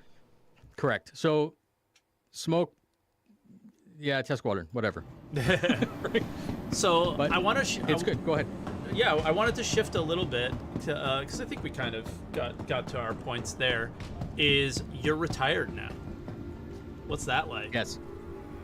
So a lot of What's people having send me all the time in the world like for somebody It's- who's as actively hardworking as I know you are? So the problem being retired is, unlike when I'm at work where I take a weekend off, I don't. It's almost worse. Yeah. Right? Now, I'm not saying worse bad because I am, quote unquote, living the dream. So obviously, I told my wife I had enough of military, and actually, it's funny. You can summarize your entire career. So I did 30 years, and I thought that 30 was a good number to say, pass the torch. But the leaving work, you have to split between what you need to do, which is work, and your content. Yeah. My intention was to double down on content and grow and make up the delta, because retired you do obviously make less money because you're on pension. Sure. But what I was not expecting is, I don't know if you've noticed it, but the community seems to have gotten into this state where they're it's pissed down right off now. and flat. Yeah. So I'm trying harder, and I need to remember to look at everyone's stats, not mine, because Yes. I'm confused if I just look at my own. I started a couple of new video series and stuff like that, and they're more personal. Like community concerns is more like a personal thing for me, because it's just like you were saying, you used podcasts to keep up with development. I use that series as an excuse to go into Reddit and see what people are talking about and Yep. comment on it, which is something a lot of people like, Nubifire, I'm not subscribed to you for your comments. I'm subscribed to you for the news. I'm like, then don't watch the video. Like, we already talked about this, right? So anyways, so wake up in the morning and I literally, it's not like forcing myself, but I go downstairs and I have a whiteboard with a triage list of shit that I need to achieve, and it bothers me so much when I miss the mark in a day. And it's funny because it doesn't matter, because it's just like content. It's not work. It's not like my boss is going to be pissed off, but I'm almost harder on me. I'm my boss, right? So for example, I'm supposed to be doing this big honkin' 22-minute video on the MTS, the 2 sim rigs that are in the basement that you've seen. Yeah. That video, I have a deadline of Monday for it. I know I'm not going to hit that deadline because I don't have enough B-roll. 22 minutes of video is a lot of B-roll. Anyways, tangent confirmed. But then I'm also distracted a bit with a second channel which I've started up, which is tons of fun. It's more, again, personal. It's race car driving, and it's me learning how to be a streamer. So now I have all the gear and everything that I need. I'm into Streamlabs and all the overlays and everything. I can stream. Oh no, And the you're in intention is- Streamlabs? What? Yeah, Stream Elements. Sorry. Good. Yeah. Good. So I'm this much of a streamer. Good. Like, I was just gonna say, don't go. Yeah. Yeah, you Stream go, Elements. Stop. Yeah. Stop. No, I had After the podcast, we'll TV, talk. TV Liquid. Yeah. So TV Liquid came over, and same with Red Lear. They super helpful. They came over and they were helping out, and they got me set up with everything I need, and they showed me everything on how to do. Awesome. And again, so the nice thing about the car channel is I'm getting like 10, 15, 20 people in the chat. Yeah. I don't want to get to the point where I stream something that isn't Star Citizen on Twitch, because there's 3,000 people there.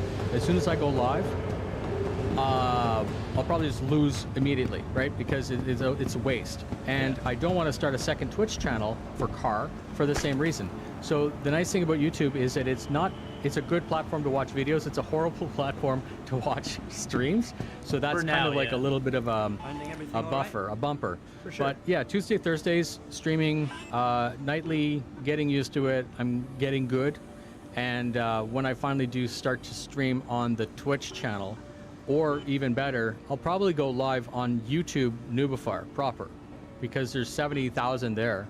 And I'm just curious to see You should what go the live delta. on both. Yes. So I'm not even partnered on Twitch, and I know there's like services where you can simulcast, right? Yes. You just pay whatever, and it does. Good. So You again, have we a should talk Facebook about group this too, right? You should be. Yeah, on you Facebook should live stream Live to and- that. Everything. Yeah. Yep. The more the merrier. But the Exactly. problem is that has to be Star Citizen, because I'm a Star Citizen content creator. If I started playing Pokemon and all that shit, boom, I might as well just go back to work. Yep. Yeah, I mean that's why I made a second channel too. Was there's certain types of videos that I have created that expectation for on this channel. I don't make a lot of videos, but that expectation is there. And then the types of videos which I still not even sure if my second channel is what I actually want it to be. That is those, and I don't think you should ever post videos that your people didn't subscribe for. Right? It just doesn't make any sense. You're being disingenuine. Exactly. So it's just like, might as well make a second channel then.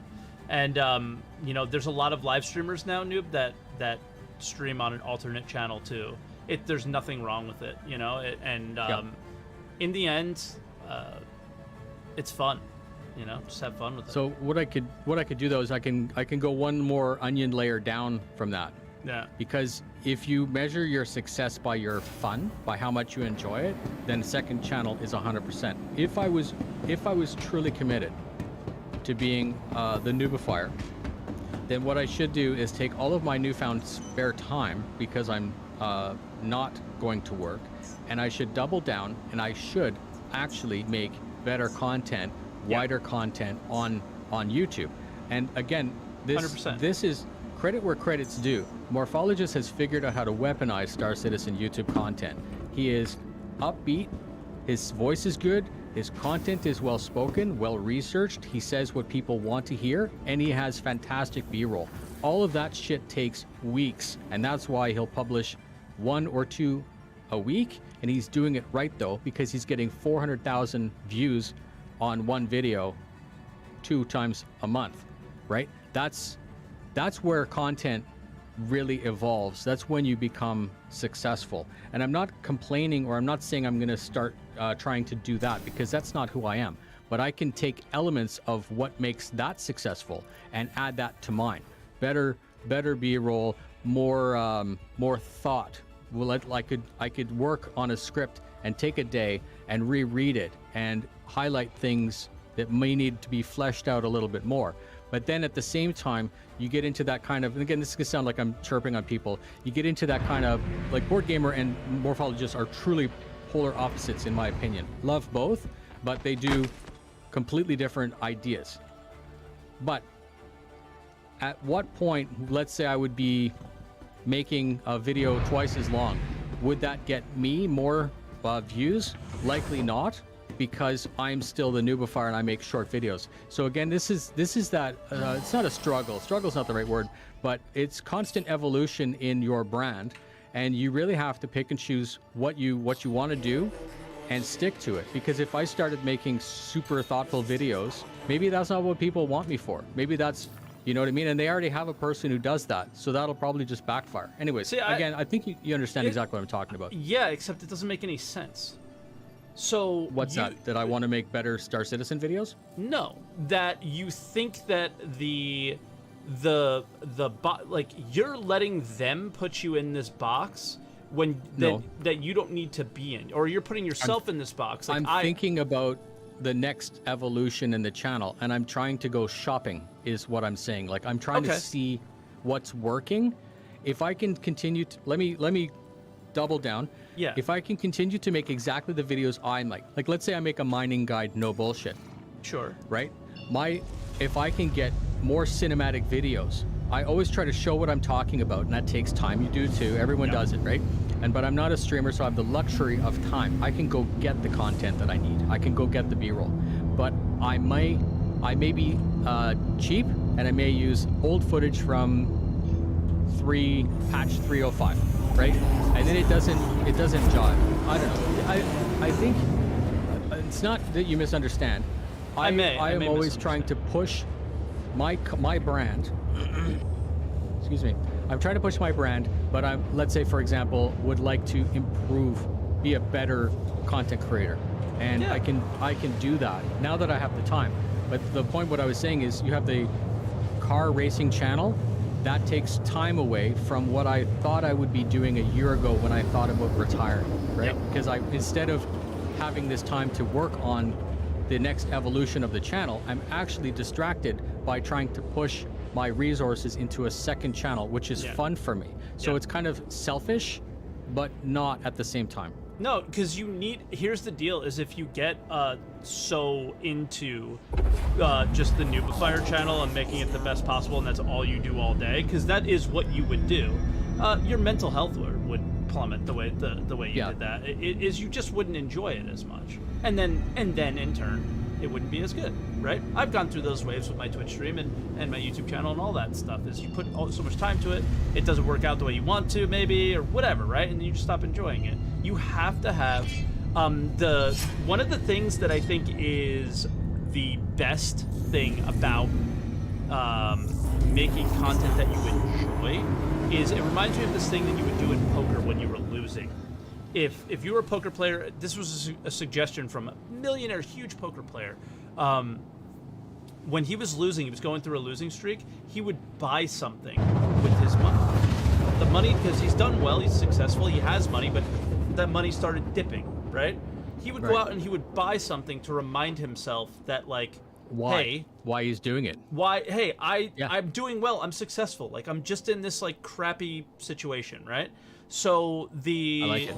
Yeah, so in that case, like, you have that fun thing of content creation where you enjoy it, and then there's the kind of job part of it, right? I hate making thumbnails. I hate it. It's the thing I hate doing more than anything in the world, to the point where I've actually, like, now pay an editor on Second Channel to basically all he does is make thumbnails. He doesn't even do much else other than that. There's not much editing that goes on. It's mainly the thumbnail, and I give him almost the entire. I think I pay myself $20 a month. He gets the entirety of the funds for that channel just making thumbnails, because it doesn't matter. And I man, the thing that I find fun now is the paying attention to the algorithm, what works, what doesn't, and that's what I was trying to get at with you. Is I think you have to put up the content that your people subscribe for, but you also can evolve into what works. You seem very, Please proceed to sign and correct me if I'm wrong, but because I'm making an assumption here, is that you seem,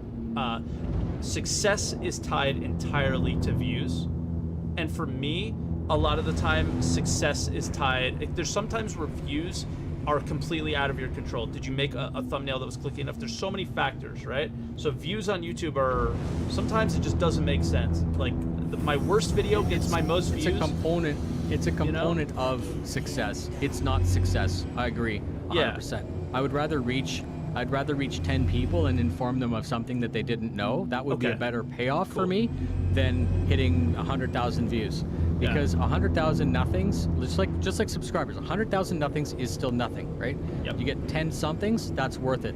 But you can do both. You can still reach those 10 people and have 100,000 views. So it's kind of ass backwards. Yep. Success is multifaceted. You can't just say this is successful. I'm successful because I have 1 million subscribers, right? You go to some channels with 1 million subscribers, they've got like 4,000 views, and I'm like, I'm more successful than them, and I only have 70, right? Yep. So again, this is the meta of making content. As much as we play video games, content is its own video game. It's a little bit like poker. You have to understand not just the basic rules, but all of the nuanced shit that's going on in the background. And I think that's why I really like it. I'm certainly not burnt out, and I like nothing like that. I'm still having a fantastic time. I'm still excited for Thursday and Friday because I know that that's, my two mainstays. And Tuesday is, community concerns, where I get to go dumpster diving, literally, for a cookie. Right, a couple cookies to talk about, and I do think that people get value out of that. I know that there are a lot of people, the regulars, and they watch it, and you can see it in the chat. They say thanks so much for the video, whatever, and they're not just typing that because they have to. So again, to me, that's content creation. And what you just said is that's success to me. Of course, it's success. When they type that comment, and they take the time out to write the comment, and I've noticed this more lately with my channels, is that this is how I've never really felt like I was successful. Lately, I've actually been getting feelings of that, because not only are they saying like more positive things, but they're getting the point of what I was trying to say. They're hearing what you're saying. And very often in the early days, I wasn't very good at speaking, and I wasn't very good at not proving my point or conveying my point. And I think I've gotten better at it over time, and people actually understand what I'm saying, and the comments reciprocate that back, and it's like, that is satisfying, and that is success to me. Even though my videos in the last few months are half as popular as they used to be. But that's 10 times happier. I don't know. No, but mine are also, so it's just systemic.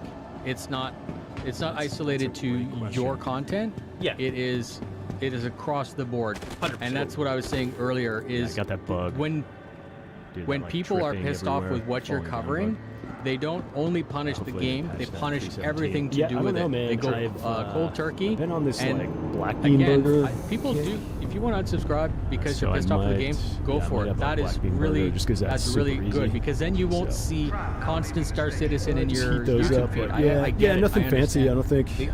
The Yeah, what about you? other side is when you see a video pop up and you don't really care, but you like the person making it, watch the video, Have any mute lunch it, plans? and go have a dump. Like, Yeah, you literally, mentioned, like, you can do fruits so and much nuts and positive legumes for and a stuff, content right? creator's Pretty healthy. Watch effect, time. right? No, it's not even. It's just be a bro, right? If you got value out of our content, I'm saying holistically, everyone, if you get value or have in the past, and you think in the future you're going to want us to be there when you finally give a shit about what we're talking about again, then do it. Just fucking hit the playlist, mute it, and go make dinner. It's so helpful. Yeah, it probably truly just do is. something easy. It is. Yeah, and I don't know. I want to talk a little bit more Easy, about something quick. I have some your- cashews lying around. your racing channel just a little bit. Yes. Is I some knew water. you were into. Oh, dude, that's sick. I've been drinking a lot of soda water. Nice. Do you like? Are recently, all? so Do you something dial about in it, all those like dials and Qua, stuff? Waterloo, That's like, crazy. Every single thing is Like everything is essence. useful on this soda water. because you can adjust your diff, you can adjust your brake balance, and then specifically for Formula, these red buttons are just 1, 2, 3, 4. These are your menu buttons to navigate because Now it's a console plug-in, Yeah. right?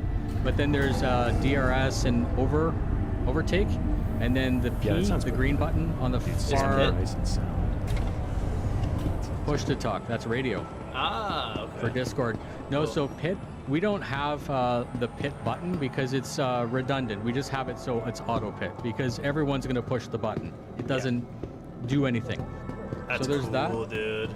And then there's a couple like these dials here will let you change your mixtures and stuff like that for games that actually Right, so support. this is my And first then time ever You can see selling. Nice. 1337 because when I'm streaming, this I way I have have a camera full putty facing the black. back of the steering wheel, so you can see my hands. And there's also another one that has on the feet. So when you're streaming, I mean, I can send you a So, screen let's capture what see, the stream Teddy looks Blank. like. Do you It's have a foot 32 by cam? 9. Yes. Do you have an I'll message OnlyFans you. as well? 3,000. your foot cam. 369. That's fine. Give me a second. I'll send you a screen grab. You probably, I don't know if you can do anything with it if I send a picture. Sell the No, because No? Okay. it's the same So- window, and it would get it. I mean, I could, but it makes it. Okay, no, it's fine. I'll send it to you course. anyways. You can see it. So what my stream is set up like. Okay. So it's 32 by 9 across the top, so you can see the whole screen. Almost And then the bottom left 300,000. side is Dude, that's worth it. me, but not facing head on from the side. Sick. And then you can see wheel So- cam and foot cam. Nice. So the intent is to engage people. Driving isn't just about going fast. It is, but there's so much subtlety. You can do the same corner 5 times, and one time you'll spin out, and you don't understand why that one Yes. time you spun Oh, out it's so until you see. annoying. Yeah, until you see the feet, or you saw what happened to the wheel. Maybe my hand slipped or something, or my shift point was weird. But anyways, so that's that. Yeah. I'm super entitled though. When I set up my stream rig, we cargo, did the so bricks and everything. I This was all think premeditated with the before whole- retiring. I think with the but whole A, instead, isn't even that though this sim rig can do aren't they bringing a both refactor road and as flight. well? Isn't that part of The monitor setup introduction? that I needed for driving isn't the whole same, and that's the one thing that you So can't that just might flick quickly. Most be people would viable. just take a 60-inch think it's TV and say, really- boom, there's my monitor. That's something for I've seen flight, Mike do, but that doesn't necessarily work a few for times, road, but then he because you stopped need high because I refresh don't and stuff think like that. it's Anyways, so any of you guys that have seen it, there in the next couple days, I'm not going to say Monday, but Tuesday, there's going to be a big overview of MTS, and that's Cargo that's would where be I kinda stream cool, from, and and that's where I think it fly goes from. hand in So- hand with mining, or at least at some So point. I'm showing them on my phone. This Yeah, is your high camera- tech. Your camera is actually taking that really well. Oh yeah, What this are you is using probably for a camera? this is like the best streaming camera I think, in my opinion. Is that a Sony? Yeah. Nice. Sony ZV-1. If you're gonna use I think it's the cheapest of all the Sonys, and it The good mirrorless, yeah. and it has this special thing that I think some of the Sonys might have, but it's more of like a newer one that is meant for like unboxings and things like that. It's called like a product setting, and basically like you bring anything up, it's just really smooth as far as the zoom and all that. So yeah, That's excellent. So this is kind of what I was trying to do with mine. I went and got a Canon full frame Canon camera, an RP, Yep. and that has IAF, so it tracks similar to what you're talking about. Yeah. But it finds an eye with AI, and it'll lock onto that. And it's the same thing. If you put something in front of it, it'll automatically dial in. But it's weird because I don't really move, and you saw in that shot I'm quite far away. But when I do Star Citizen, I don't think I'm going to be face front like this. That's that side shot that I used in my video, my setup for car. I'll Now probably do right. the same thing just because of the way the monitors are set up. Like if you go into, you've seen my setup in the room here before. Yeah. I've got a bar across the TV. It's all very bastardized together, but it works really well. And I don't think I need to be the streamer that has the camera forward. I don't think if I have camera forward or side might that need to it'll quit change out my to maybe success, right? It may, you don't even need a reduce it- camera. Like it doesn't like there. Streaming though. is sure it helps kind of. Some people it helps, some people it doesn't. I think some of the best streamers on the internet don't use a camera. I think Yeah, Smoke, Smashly comes to mind. Yeah, Smashly Smoke for DayZ is one of the best best streamers on the planet, and the fact that he isn't like a 100,000 viewer person is crazy. There's Moon, like there's so many people, right? It just comes down to you, your interactions with chat, your personality, what people find interesting. There's a million factors. Yeah, that I'd actually aren't like to dip your my gear. toes into None of them fighting. are your gear. None of them are your gear. Like dogfighting and you- bounties. look at my microphone. that kind of thing. But By the way, my audio is probably crackly too today, I so don't have a shit that's for problematic. It. And I can't hear the it. first one. Okay, that's that- good because I've been having I issues, think I'd consider and buying would I'm actually be the going to resolve Scorpius. them, but I don't So have it's time kind of until interesting that's coming out my now. work I don't know if weekend, I'm gonna which is actually Tuesday, buy it Wednesday, yet. Thursday.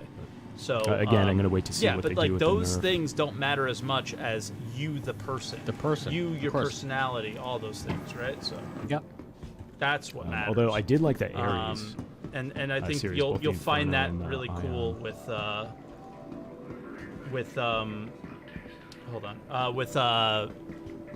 with streaming is it's a whole different side of things. But those from are more, YouTube. they're not It's really. just I don't know. if not I'd call those curated at all. fighters, It's They're different more every like, day. It's free form and you it know, can be like fun. capital shit. And this Yeah. is the thing I really like about live streaming that. Fighters, I guess. So live streaming itself is fun. Live streaming that game is problematic because you're so focused that you can't manage chat. So the first couple streams I had a friend over and they were reading chat and telling me what was being said, which is Yeah. fantastic, like what's good, but that's not sustainable. Those people that do show up understand and they're super patient, right? They know that I'm in focus because they would rather see me be successful and not chat than crash into a wall and chat, obviously. course.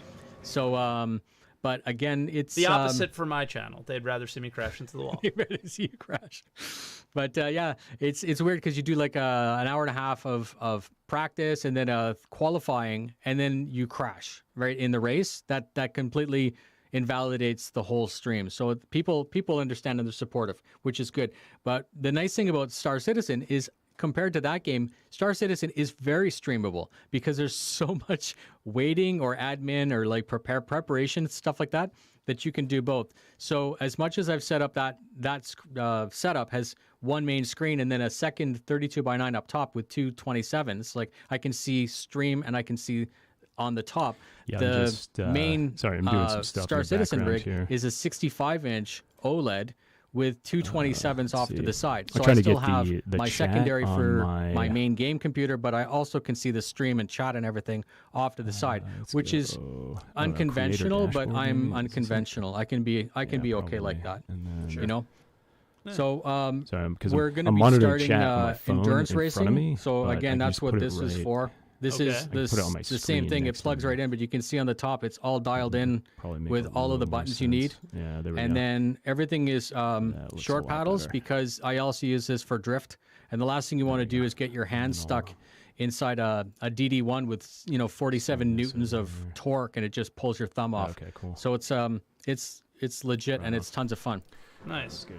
Put Yeah, that down. I've slowly, and the reason we're talking about this, I know this is a Star Citizen podcast, is Yeah. I recently got into F1, and it was, I don't know who from chat made me watch Drive to Survive or whatever, right? But like, I'm literally obsessed with it. Far beyond my Star Citizen obsession ever was. I am obsessed with Formula One. And When you get go bored ahead. when you get pissed off with Formula One, or you lose the luster, go play F2 for a little bit just to get context of how grippy and how stuck those cars really are.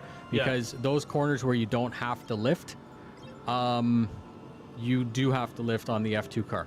Right? Gotcha, There is yeah. definitely. I mean, there's I played a definitely Assetto lift. Corsa, and that was my first racing game, and they're nowhere near as grippy, and I don't like it. I like the grippy Yeah. car. It's just fun. It's like, okay, let's take it back to Star Citizen. You remember Yeah, the for sure. the old flight model of racing? Yeah, it was on With rails. The M50 was literally on rails. I Yeah. loved that. I loved that. I Harvey. raced all day, every day, and now I don't race at all because of the slidiness and all that Well, stuff. I just don't. I don't like think. it. I know that there's still some hardcore people out there that have relearned how to race. Yes. Source used to love racing. I know you were big time into racing a lot. Loved like it. every other stream was you trying to get a good time. Yeah. And as much as I understand that they're trying to make the game more accessible and everything and adding a little bit more drift and whatever, Oh me my God, personally, we're doing it. no, we're not. We're not going to go there. Do you know what I I'm will going to say? never find. Well, that we're going to start bitching about the flight model. No, that you're going to bring up. Somebody said it's so funny. I'm sorry for interrupting, but I have to because this is a Okay. total meme. They go, if Noobifier mentions the certain flight model, like it was like the 314, they're going to die. Because Then they there's- just knew we were going to end up there, and somehow, with all the dots, we got there. It's so funny. So sorry. It's hilarious. It's all good. I know I will learn the new flight model, Yeah. and I will love the game and all that other stuff, but I think it's my own fault. I committed to a flight model and got really used to it, and that will always be the Stadia, right? That will always be what's compared to. It's like you listen to any song that's a cover and you hear it first, you're like, that's the good one, and then you hear the real one, you're like, garbage, right? And it's so, again, but you can still learn to love both. So for me, am I playing 18 hours a day in Arena Commander trying to get good? No, I'm smarter than that now. I've already been burnt once by Chris, right? Yeah. I will. One thing I used to do with like Battlefield 3 came out, the beta came out, I was playing 18 hours a day in the beta so that when the game came out, I was already proficient with everything. And you know what I mean? That was one thing I wanted to do.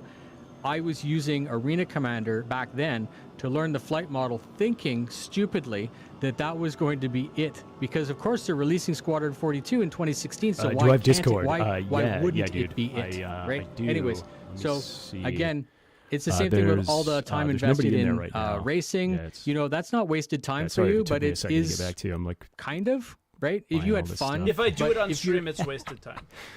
Red Layer. Good. That's So too we funny, agree man. with that. Anyways, Yeah, congrats the again to him point for is, making Legatus. it's already Yeah, gone. let me, right? Like it's all gone, and let me I'm not take a going to look make really any more quick. There's videos like and one other lament person about in here right now. something that's Invite already people. definitely gone. Let's see. Is it Hidden manageable? use Yes, of copy course it's button. manageable. Everyone's flying, server- right? So Send it's a all server invite link. it's to all a good. friend. And Yep. again, when I start playing That'll do. really hard again, like because I play here and there just to test stuff That'll out do for videos, so Yep. I'm not a complete Yeah, there you go, man. NIMBY. You know what I'll do? I can I'll figure leave out in, what's if you pop what's in, going I'll- on I'll enough. just, But like I said, streaming when I I'll start make to you- stream, I'll just make you it's like a VIP. you or something. watch. There's It'll nobody probably in be there a anyway. big gigantic noob stream. It won't be like here's the noobifier showing you stuff. It's going to be the noobifier asking chat where the any key is. So Dude, it's I going to be still quite ask funny. questions. Not that It's going means to be anything. hilarious. The game, no matter what, the dude, way. the game is so complicated. If you're not, Yeah, whatever. if you're trying to engage with multiple aspects of the game that you don't on a regular basis, so like, ask me anything about mining, I know it. But if Right. you ask me anything about PvP, I'm constantly asking questions because I don't. What gun have to a clue. choose? What's Yeah. the current What's the meta, right? yeah. Like I don't know. I'm not making videos about it because I don't know. Yeah. I would have to ask someone else to tell me what they currently Yeah, think is yeah, good. you definitely. And the joke was I was talking to Red Definitely, Layer and he's yeah, had a feel free to baby jump in. recently. Right, He's I mean, like, right "Dude, now, man, it's basically I just you haven't and played me in anyway. like 2 So months. I even don't if we know jumped anything, on, and that's how fast the on game a microphone or changes as something, far yeah, as you know, meta. that'd be Like fine. one patch, they blew all the if you just all the wanted to statistics chat. back to neutral, and now they're starting to mess with it I would again. not be It's against just that. very funny. It's I think it's be part of the entirely joy up to you. of trying to cover But this yeah, dude, game if because you're it's playing, so yeah. dynamic and Yeah, man, flexible. definitely let me But know. at the same time, it invalidates all of your like my I think this game is 3.2 way mining better when you guide, play with garbage, other right? people. It has 4 things that are correct. So Everything else the, is misleading. like the so first it's, time I should technically I take really that did video down, anything but I can't with, because then I'll, anyways, we other people was during the mining op, and yeah, I had a blast. But that seems to be the way to go. I think the people who stream, I think they kind of know that. So they always pull in as many people as they can. So that seems to be the way to go for sure.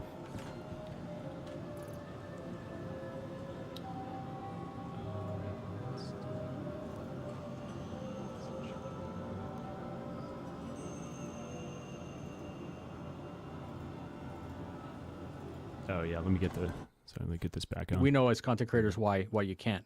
Yeah. So what I plan to do is come out when they do the mining consumables. I need to cover and the new mining gadgets. All that is now fleshed out.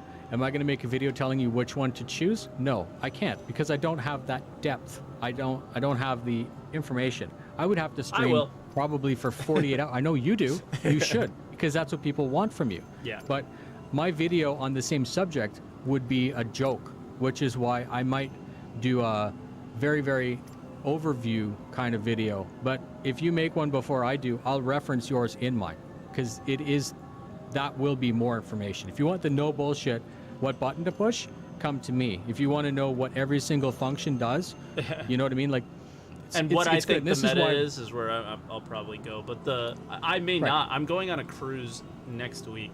Nice. So this patch is probably going to drop into PTU while I'm on the cruise, which is like, Right. damn. Oh, man. I used to Mike get flexing his anxiety cruise. anytime there's a You hear that? patch. I would have like this massive level of anxiety. Like I have to be ready. I have to script all this stuff because I'm not Evo, and it would originally bother me that other content creators would be Evo and they'd be able to see it and prepare all their stuff. And then as soon as the patch goes to P2, it's like bam, bam, bam, bam, bam, 4 videos on all the subjects. And it used to bother me a lot because I used to feel like that was like a missed opportunity that I could be that fast. But when I also realized is, they'll never give me Evo. Fuck no. They, come on. That would Yeah, be- yeah, that dude. would be Like dumb. Salty Mike The, himself, but those like videos that come Noobifier has a out, big impact on the 2 of community them out through of the his 4, YouTube they channel. would But patch I something or completely change agree. something 'cause He it just didn't doesn't play the work. game. Yep. And then that video would Right, be so that's that's wrong where a little bit. And there's no way to go back in YouTube and put like a big warning Yeah, on something. yeah, I don't know, You man. literally I have to a strike the difficult video. time. Yep. I think with So it's with kind this of one as well a for the same blessing in reason. disguise. Yeah, not that And that's Board Gamer bad said it best for necessarily me. because This I is can like a completely long time relate ago. to the guy. He's like, it doesn't matter if you're first when you get to but yeah, he when you have a simply community. just Well, we're doesn't play talking the when I game had as often. 2000. I needed to be first So- all the time because that was my Yeah, way yeah, of man, getting I'm with you. successful. 100%. But he's like, when you have a larger community, it doesn't matter, or it shouldn't matter to you if you're first or not. You have to be correct. You have to be accurate, because people will still watch. This is the nice thing with YouTube. People will watch Super Mac Brothers video on whatever, and then they will watch yours for the different perspective. Yeah, Super right? Mac Brothers. And He's it's, another really good There's one. no It's- competition it's on good. YouTube. He's super knowledgeable. I'm Not not like Twitch, competing that's with for sure. you. I'm not competing with Morphologist. I'm not competing with Board Gamer. I'm Yep, everyone can be competing great. against myself. That's the only competition, is to be better every day. That's it. And on Twitch, Right. you are competing with not only You have to people be in better Star than the Citizen. next. You have to be better than the other people that are on in your slot. Yes. Right? And like sucks. and the entire internet that's on in your slide, not just in Star Citizen. It's crazy. Yeah, but the Salty Mike Did has you actually notice mentioned a that dip before as well. associated with the that war? Yeah, 100%. Noobifier really doesn't Right? actually play. Yeah, I mean, dude, my entire audience is European. the game. You They could have almost a say the lot same more to worry thing about than what, Of course, the what and I same have to criticism watch. my about content. That's Board for Gamer. sure. Yeah. I am Except, totally like, okay I with think people Board Gamer does looking play after themselves a little because bit. And I know no, that it because was some just of an his interesting. videos are Again, on the we don't have to get very political, but there was a couple How people much exactly? who I don't posted actually in know. Discord. I But support it's greatly, enough but anyway. because It's of where enough I that you live, I can tell his can't content be here. actually Because like I don't know Russian followers and stuff. Yeah. But no, and even CD Projekt Red came out and said that they're no longer in support of Russia, the entire country, because of whatever, and they got spam botted. Like you go look at their reviews on Steam, it's all negative again, and they think it's because backlash, which is interesting. So the community, again, not only do people have good and bad days with Star Citizen, but obviously real world kicks in. At the beginning of COVID, it was fantastic for streamers and tubers. Yeah, that seems to be the people way that weren't going Red to Lear work and they were has staying gone at as home. well. But So now, less you get used to playing that the kind of game, heightened I think, because he level probably of, has so much of And now it's content. back to video normal. content. And people are back to He's work, now just and they turning should it be into YouTube focusing videos. on war and But work he- and the he's also a economy guy and how who they're going to played feed their the game a babies lot. and what bread's going to He's been cost and what's around for a gas going to long cost. time. All that stuff, that totally makes And sense. any But of you his have to videos take are it really into from the standpoint consideration of as somebody a who's played the creator game a lot. that it may not be something that you're You doing. can There's tell no need to in the change the content. recipe because the cake is still good. It's just people aren't buying the cake. That's the reality, Yeah, exactly, and it is what it is. I Moist Noodle was doing a great job following everything, and I would stream for a couple hours and bring, honestly, this was my whole plan, was stream for a couple hours, bring people in just so I can push them to him. Right. That was it. That was the only reason I was on, was because he was doing something really what I thought was important and doing a good job of it. So just, For sure. hey, let's all go watch him after. And I'm not watching CNN. I'm watching Morse Noodle. Yeah. Literally, that's where I was getting my news from, because it's he went wide with his sources, and it was very interesting. He would purposely say, like, this is unreputable. Like, we're gonna watch this, but it's bullshit. And Yeah. I'm like, this is so cool. Yeah. It's so entertaining too. was Obviously, not to make light of the situation. By when I say it's entertaining, I think Yes. people understand what context I'm trying to say that. Of course. I mean, if anybody should know about war, it'd not be you, entertaining. right? So, Yeah. out of anybody here, many of us are not haven't seen combat or been anywhere near it. So, yeah. So I actually have one last prop. I brought 2 steering wheels and I brought something else. And again, this is not me like pat on the back or whatever, but the comment that I was going to say as part of the whole retirement thing is that it's interesting because a soldier can actually summarize 30 years of their life with nothing more than medals. And I'll show you if you want. So, Yeah, please. At all times. so Damn. this is 4 Bosnia, 1 Afghanistan, 2 Afghanistan, and a Kuwait. So Sick. it's tons of fun. And everyone has different racks. Canadian racks are usually smaller than American because we don't, for example, get a medal for finishing basic training and stuff like that. Again, nothing negative. It's just you can go through your whole career and not have a single medal because you didn't go somewhere. And that's not to say that you're less of a person. Yeah. But this is I'm happy with mine. Obviously, I brought it, but I can see years of my life when I have that, and that's why we put the medals on the wall. Not because it's an achievement to get the medal, but it's a reminder, of the time you spent with your bros and broettes, right? because misery loves company, and when you go to a shit show, a shithole country, the only thing that keeps you going are the people that you're with, right? Yeah. So you try to be good people for them, and they try to be good people for you. Awesome, dude. Yeah. Tons of fun. People in chat are saying nice rack. It is. I'm happy with it. Again, so Remembrance Day, you guys have Veterans Day, I think, or Correct. Memorial Day, I forget what it's called. Well, What do we you have guys call it? Veterans Day and Memorial Day. Okay, you guys do it right. Americans do the service thing correct, by the way. It is, it's not something that Canada doesn't do poorly, but we've gotten better at it since, let's say, Afghanistan. The Bosnia years were... Public support was difficult with Canada because we're like, well, why are we even there, and all this other stuff.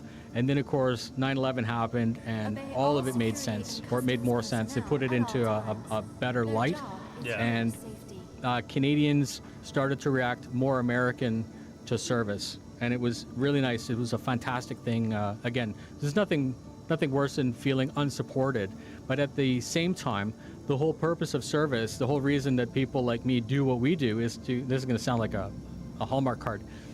People are allowed to be ignorant to everything in Canada because of people that defend their freedom, right? So I can't get pissed off with, let's say, truck drivers for not necessarily understanding whatever, because my job is Let's to make... try not to go there. Right? No, we're not going to go there. But I'm They go just way, giving an way outside the overarching bounds. idea Star that Citizen makes in this a lot of podcast. sense with service. So, but it is is that really long, so I'll, people serve because they yeah, wish it- to make yeah, it does make sense. other people enabled to be ignorant Yeah. and Makes and sense. free and able to do all the freedom stuff that they do. Sorry, that again, that went very. I'd very like to see political, and Salty I'm, Mike I'm talk sorry to, for that, but like, It's okay. again, August and it's not Burks and- entitlement. I served because I liked it, not because I had any hidden agenda, but it was. Every once in a while, you meet someone and say, "Well, we should have been peacekeeping in Afghanistan," and I'm like, "Bro, I'm not even going to approach that. You should totally go do some research, right? Or would you like me to educate you about why that's Yeah, so I think a I just paid perverted idea?" expedite and it bugged out. Close with Unfortunately. an I have attacking no enemy idea. is not peacekeeping by definition. Anyways, I have no idea why we're anywhere, to be honest. So maybe one day I would love to get in a call with you and talk about that and get educated, because I am it's the so same ignorant. thing, and everyone is fantastic because you know 9,000% more about poker than I know about poker. So Yep. again, this is the thing is, you know, when you're younger, you're going through high school, you think like you're hot shit and that you're like super good and everything like that. And that's good when you're young to have that level of confidence and arrogance. But then Yeah, as you yeah, grow I up, definitely you felt that way in high realize school. that as good as you think you are, there are 1,000 other people in the same city as you that do exactly what you do better. And that's the fantastic thing. And So, also, the as- older you get, the people who you thought knew everything, you realize they didn't know shit and they were just flying by the seat of their pants mostly. right, All right? 'Cause Right. nobody But knows you do- anything. We're just putting one foot in front of the other every day. making it up on the fly. But it's Exactly. again, you make it up the best you know based on what you know. So if you know nothing, you make up shit. Everything. Anyways, sorry, now I sound like Grandpa Nubify, right? No, but it's just I'm true. As you only get older, 47. you learn those things. I'm only 47, don't kill me yet. Yeah. Oh man, but I don't know. The one thing I was thinking, like during this conversation, is you started going through what a day in your life would be like, Yeah. but kind of we got sidetracked and stopped. What's a day in your retirement and content creation like now? So it depends. It depends on the day. Obviously, there's like, so Monday, I'm usually in the afternoon, I'm looking at Spectrum to prepare for community concerns, because that video takes a lot of time to script. The actual construction of the video is quite low. I just read my script and then put some B-roll up and show people the segments. So that's Monday afternoon. Monday morning, if I'm working on a hardware and there's like a stack of hardware things that I want to work on. There's that Cyborg controller. That's its own video. There's a bunch of Logis stuff here. I've got VKB NXT, those mid-entry level sticks. That's a thing that I need to flesh out. And of course, I could review it, but I have to go play with it to get context, right? Yeah. Like, makes sense. So Then Tuesday would be the creating that video. Tuesday night is live stream for Formula 2. And then the next day I usually do a summary video with the VOD. That consumes the morning. Then Wednesday, again, it has a certain level of continuity, and I never feel like I'm achieving success. As much fun as it's very much like a drug. You push a video out, and you release endorphins, and you see the community reaction, and you like all the comments and everything like that, and then it tapers off, and you have about 2 days before your high is gone. Right? You have to keep making content because it's like a cigarette. You don't feel like you've done something until you've made a video that day, because it's always in the back of your mind. And it sounds horrible, but it's actually not horrible, because just like you're going on a cruise for a week and you're going to park the channel, right? Kind of. You're not going to make videos there, or you made videos in advance and they'll release. The second channel, there'll be a video every day. Okay. From where you are? Yeah. Nice. I don't have to do anything. I like it. I don't make any of the money on the channel, but I don't have to do anything. Right? That's good. I love that. That's my favorite channel. I love that channel. I love everything about that. It's my favorite thing is going through all of the stuff with the editor. And by the way, the editor is Darklaw's son, which is really cool. And it's just going back and forth with him about a thumbnail idea or a title idea or, this video, that, and just like when we're going to post certain things. It's been such a good time. Yeah. It's been really fun. Well, it's also nice to have a person to bounce ideas off of, right? Yes. So for me, I have my friend Kyle, who helped out with the bricks, and he's like a car friend from a long time ago. He understands enough of social media and content creation that he's actually the reason that I started a second channel, because he said correctly, it would be murder if I started to stream car stuff. All right, I think I'm good. I think I'm all set. Here, let's see. That sounded bad. Figuring out what makes this joystick controller just like, there will always be something to talk about, but I've ever put in the amount of work that I put in now until I started making YouTube videos. It's a little bit more satisfying because it's not necessarily less personal, but it's certainly less. The noise, to use Jake's thing, right? In chat here, if you get a bunch of people being negative, then you can just cap at them. You know that they're just fucking with you. But if you get a couple shitty comments in a YouTube video, and then you go read all the other positive things, that's your delta. That's your. Or you could be like me, and you could have like 50 positive YouTube comments, and you can have two really crappy ones, and you only focus on the two really crappy ones, and then you screenshot them. They're all on your phone, and you show them to your Discord, and you start losing your mind, and your Discord is like, "What's wrong with you? Just shut up," And that's basically how I do it. Like public shame. I don't copy paste them because I need a sanity check. Yeah. I do the public shaming thing. Like, the reason I don't have kids is if my kid was going through like a meltdown, I would take them, pick them up, and put them in the middle of a street out front and say, "Hey, everyone, come see how much of an asshole my kid is acting like." Right? Like, you don't do those things in our day and age, right? You don't do that corporal punishment thing. So can you imagine? I would be in child services, I'd be in jail and all kinds of stuff. So when I get a shitty comment like that just makes absolutely no sense, I'll answer it, screen capture it, and then I'll post that in Discord as a form of entertainment. Nope. Alrighty. All right. I think I'm good. Pyro every week. So Mike has a video he just posted. What's up, guys? I'm Salty Mike, and this is your Star Citizen Week in Review for March 14th, 2022. 3.17 is now... Actually, Cheese Belly, you want me to maybe hold off on that so that you can watch it yourself? Yeah, you might want to watch that one yourself, actually. Let me see. From this. I'll go back to... if this drags out, China could be a beneficiary. Back to the Ukraine potentially, like the Bitcoin podcast. It kind of gives them a little bit more influence over Russia, because they're saying, basically Russia now has fewer options, and so it might be good for China It's hard to say for sure. It also gave China kind of intel on what would happen if you tried to invade an area. It kind of gives China a playbook of, okay, we need to avoid this problem. We need to avoid this problem.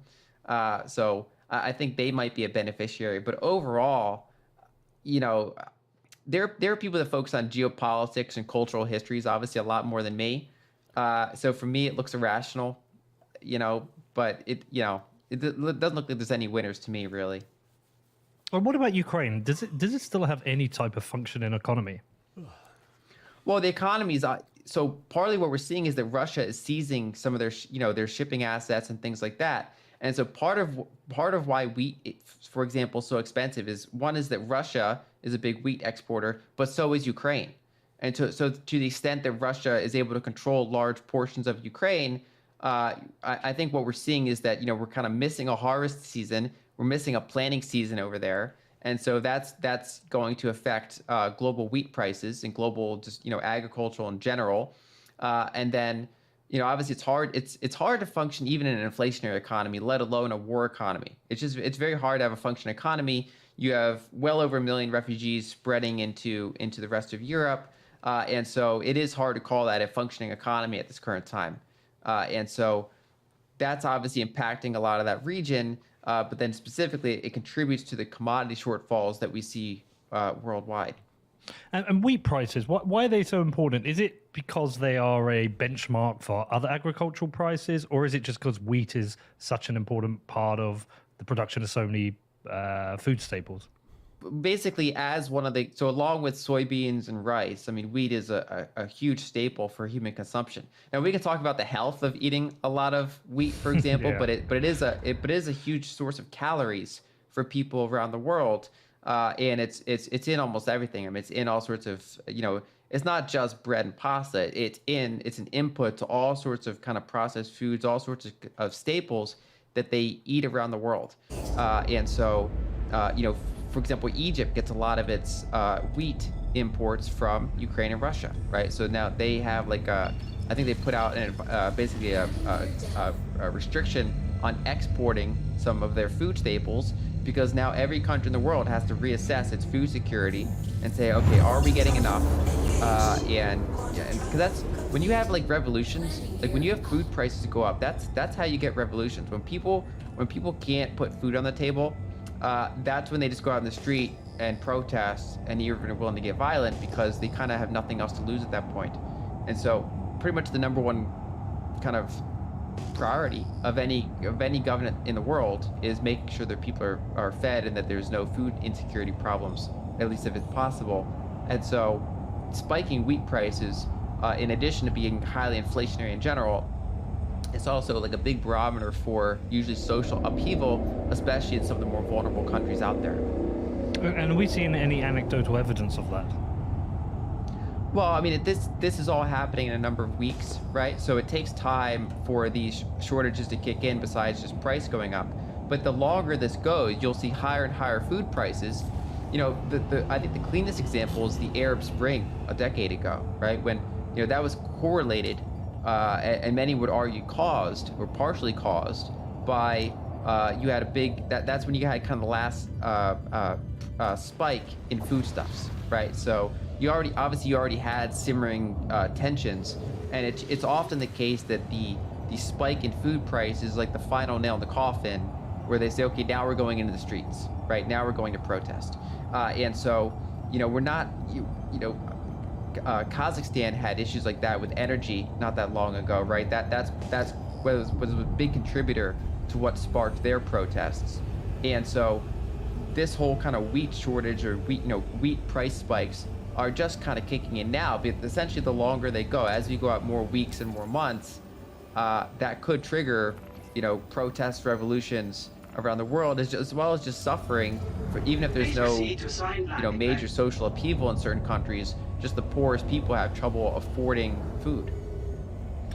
Yeah, it's strange to follow this. I don't feel like I've ever lived through such these types of events. Certainly not in my adult life. And food and energy security seem to be the things that have been most challenged during this time. And a time of globalization, you look at, say, a country like the US, which both imports but exports oil, which you probably give me really good reasons for why that happens. But it feels like we might go through a phase of kind of deglobalization, because there is so much risk with events like this that countries can't rely on their imports from other countries.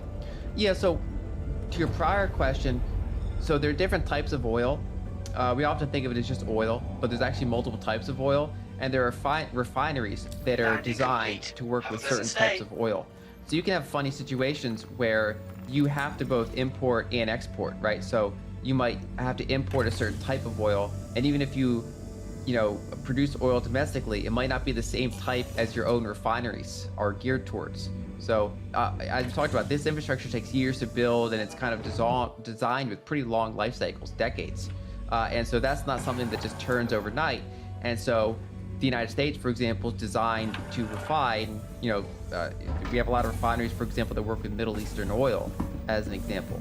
And so, again, there are like petrochemical engineers that can go into way more detail about that whole thing and what our exact percentages are. But it's important to be aware of that. Even in something that should be, you would conceptualize it as simple, like energy processing, it's just as complex as the global supply chains. It's like if one little piece is messed up, these things that you don't even think of start to break down. And so in addition to how complex our global supply chains are, like we talked about, even getting parts to service an airline, right? So basically how complex that all is, all the semiconductors, all the commodities, all of the little components that go into all these designs. In addition, there are commodity issues. And so another example is that fertilizers. So natural gas is a key input into fertilizer. Russia has a lot of the raw materials that go into fertilizers. And so that can also impact not just wheat prices, but agricultural prices across the board. And so that's part of why this situation is so extreme, is because there are very specific things that can cause massive shortages and massive suffering if you're without them.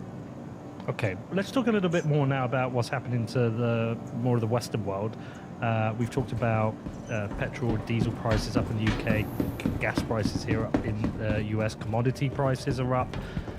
We were already in challenging economic times. Let's start with inflation. So the inflation figures came in at 7.9. Is it 7.9%? I think yesterday. CPI figures. Are those figures, would they already have been arrived at prior to these events, or do they include these events? So these pretty much would have already been arrived at prior to these events for the most part. And so it's really kind of the next few prints that I think are going to be heavily impacted by these. And so, for example, I've been on the inflationary side, but I've also been on the side that, we might start peaking by the second quarter, right? That, inflation might not normalize, but that it could kind of top out and chop around for a period of time. And the caveat that I had, I say, okay, what is the risk that's not correct? What is the risk that inflation just keeps soaring higher?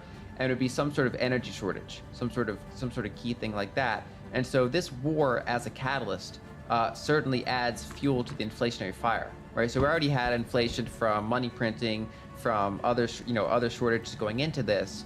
And now that you have an acceleration of commodity shortages and bifurcation of global supply chains, that should add further fuel to the inflationary fire. And so, it kind of remains to be seen how long this is going to go. But we start approaching more like the 70s at this point in terms of energy security and overall inflationary levels. And one thing I pointed out recently is that we have the most negative real yields on say short-term U.S. Treasuries since 1951. Right, so currency is getting devalued at a rate that has not been seen for quite a long time, and that's using the official numbers. All right, I'm sure you don't want me to ask you this question, but what is the kind of range of inflation numbers we could see maybe next month? Do you think we could be going into double-digit inflation? Could we go into 15% inflation? Because when I look at the price rises for various things within the supermarkets, I look at the increase in petrol prices, we're not talking about 5-6% inflation prices here. We're talking about things that are going up 10%, 20%, 30%. So I think the official numbers, so next month using that specific time frame next month or two, I don't think you'll see a gigantic gap, because if you look at the way the calculation works, a very big chunk of it is actually homes, right? So there's owning equivalent rent, and things like healthcare, right? So those are unlikely to change rapidly in a month. If anything, we're seeing kind of home prices sort of just kind of level out to some extent. They're cooling off compared to what they were doing over the past 2 years, and so there's a big chunk of the CPI index that won't change much. Now, the part that is going to change a lot is the food and the energy, right? So that's the part that's going to be spiking up by double-digit percentages, and that's where everyone kind of has their own unique inflation basket. So the official CPI number, it'll be hot, but it might not be as high as you think. But then, for example, let's say your house is paid off and you have a pretty tight monthly budget. Maybe you're living on fixed income, for example. So obviously a big chunk of what you spend on goes towards food and energy. So someone in that situation, their effective inflation rate would be double digits. And so I think the quote unquote real numbers will be, at least in the low double digits. I wouldn't expect to see the official numbers show double digits right away. But if, the longer this goes on, you could hit double digit official CPI in the US. This is something Eric Weinstein talked to me about. He said having an official CPI figure is actually mainly useless for most people. Actually, people need a way of being able to calculate their own personal inflation numbers. I'm not sure if that's something that's particularly possible, but I think you're kind of alluding to the same point there. Basically, yeah. There's no, so inflation's kind of an arbitrary basket. What they do is they kind of take a sample of what the average household uses. So what percentage of their expenses go towards housing? What percentage of their expenses go towards medical care? What expenses goes towards transportation? And they kind of formed this, this quote unquote average basket, and then they track over time what happened to the inflation of that basket. But then it's further tricky, because instead of doing home prices, they do like owner's equivalent rent, and they also do hedonic adjustments. So they basically, if things get better over time, like if a car gets better than it was 5 years ago, even if the price doubles, they'll say, well, it kind of stayed the same, because sure, it doubled, but it got better. And they'll also do replacements. So for example, if a prime cut of meat goes up in price, they'll assume that you rotate it to a lower quality or lower price cut of meat. And so there are kind of ways to smooth out and lower that number compared to what, if you just look at a raw number, if you just kind of pick something like what are bacon prices doing over a long period of time, generally you'll see that prices like that are a little bit higher than what the CPI basket's saying, because you don't have those hedonic adjustments and you don't have those kind of replacement things kicking in. Right, so for anyone listening rather than watching the video, as Lynn explained that they have a way of smoothing out this number, she had a wry smile across her face, a little grin. I mean, you're basically saying it's kind of manipulative. Well, yeah, every change they've done to the CPI index has been lowering it, right? So it's not like they say, okay, we wanted to make this more accurate, and this will actually this will state inflation's a little higher than we were previously saying. No, that never happens. It's always, every change they make to it is, well, it's actually a little lower because if you take into account X, Y, Z, and so you do get this understated level. Now, there's still informational value in the CPI index, but you have to know what you're looking at and break out certain things from it if you really want to go into the specifics, because you do have this kind of artificially constructed basket with hedonic adjustments. And again, hedonic adjustments, they seem to go one direction. So a lot of services got lower quality over the past couple of years, right? So flying is less pleasant than it was before, and it was already unpleasant, right? So, but are they having negative hedonic adjustments in terms of flying? Holy no, shit. Of course not. So it's like, hedonic adjustments and ways that they recalculate the index generally only point towards ways to try to understate it to some degree. Less pleasurable. So this transitory period that we've been sold is seems to be going. All right, I'll be right back. I think they expected, and I'm going to assume you're not agreeing with any of these mainstream articles that have come out recently, trying to explain to us why inflation is good for us. No, I don't believe inflation's good. And it was kind of, in some ways, I viewed it as inevitable at this point, right? So with so much debt in the system, there's almost nothing that's going to happen other than trying to inflate the way out of it. So it's not surprising. I think if you would have asked me 2 years ago when I was calling for inflation, would I expect it to be almost 8% officially? Probably not, right? So that even as someone in the inflationary side, this has been a stronger inflation surge than I would have guessed. Obviously, war is adding to that now, but even before the war, this was already just in place. And so basically when you have the combination of a rapid expansion in the money supply with various constraints, so supply chain constraints, commodity constraints, labor constraints, any sort of constraint, you're going to get price inflation. Well, do you know what one of the weird side effects of this is? That even with this business that I do, we have contracts. We have advertising contracts, and some of them are multi-year. And when me and Danny went to get coffee earlier, I was saying to him, do you know what? We probably actually need to have an inflation clause within the contract. Is that something that, I guess what I'm getting at is, like, I thought of this just now. It's something I just thought, shit, I should really be considering this. Is that something that's like generally considered, or do you think that's something a lot of people are considering, like myself, as a new clause they need? So in some of the longest term contracts, it's pretty common to have inflation components. And so, for example, if you operate like a pipeline, for example, and you're regulated for like what you can charge, usually they will have inflation components. The same thing would be true for long-term leases for real estate. They often do have an inflation component, and it's because when you expect to operate a contract for years and decades, you start to take it into account. Now, often shorter term, 2, 3, 4, 5-year contracts, often those won't have those type of things. And so one of the challenges in inflationary environments is that there's just more frictions in terms of doing business, because when prices aren't stable, it's hard to do long-term planning, and it's hard to structure contracts. It's hard to determine how much you're going to pay your input providers, because you don't even know what you're going to be able to charge your customers, right? So there are some companies that have they naturally have quick turnover, right? An example would be like a toll road, right? There are just people driving through paying all the time, whereas if you build something, right, you order raw materials, you make these contracts come in, you hold some inventory, it might be a 6-month turnaround until that's a finished product, right? And so if you kind of contracted your selling prices and you didn't have the same duration on your input prices, you could do all this work and then not make a profit, because you got your profit margin was 5%, and that got kind of deleted by inflation, for example. On the other hand, if they structure it very well, they can benefit from it. They can be like, well, we managed to have long duration input costs, and we managed to have adjustable selling prices, and so we did great in inflation. So that's where investors have to be careful about things they invest in, because they try to find ones that can adjust their revenue faster than they while having a lot of fixed costs for their inputs.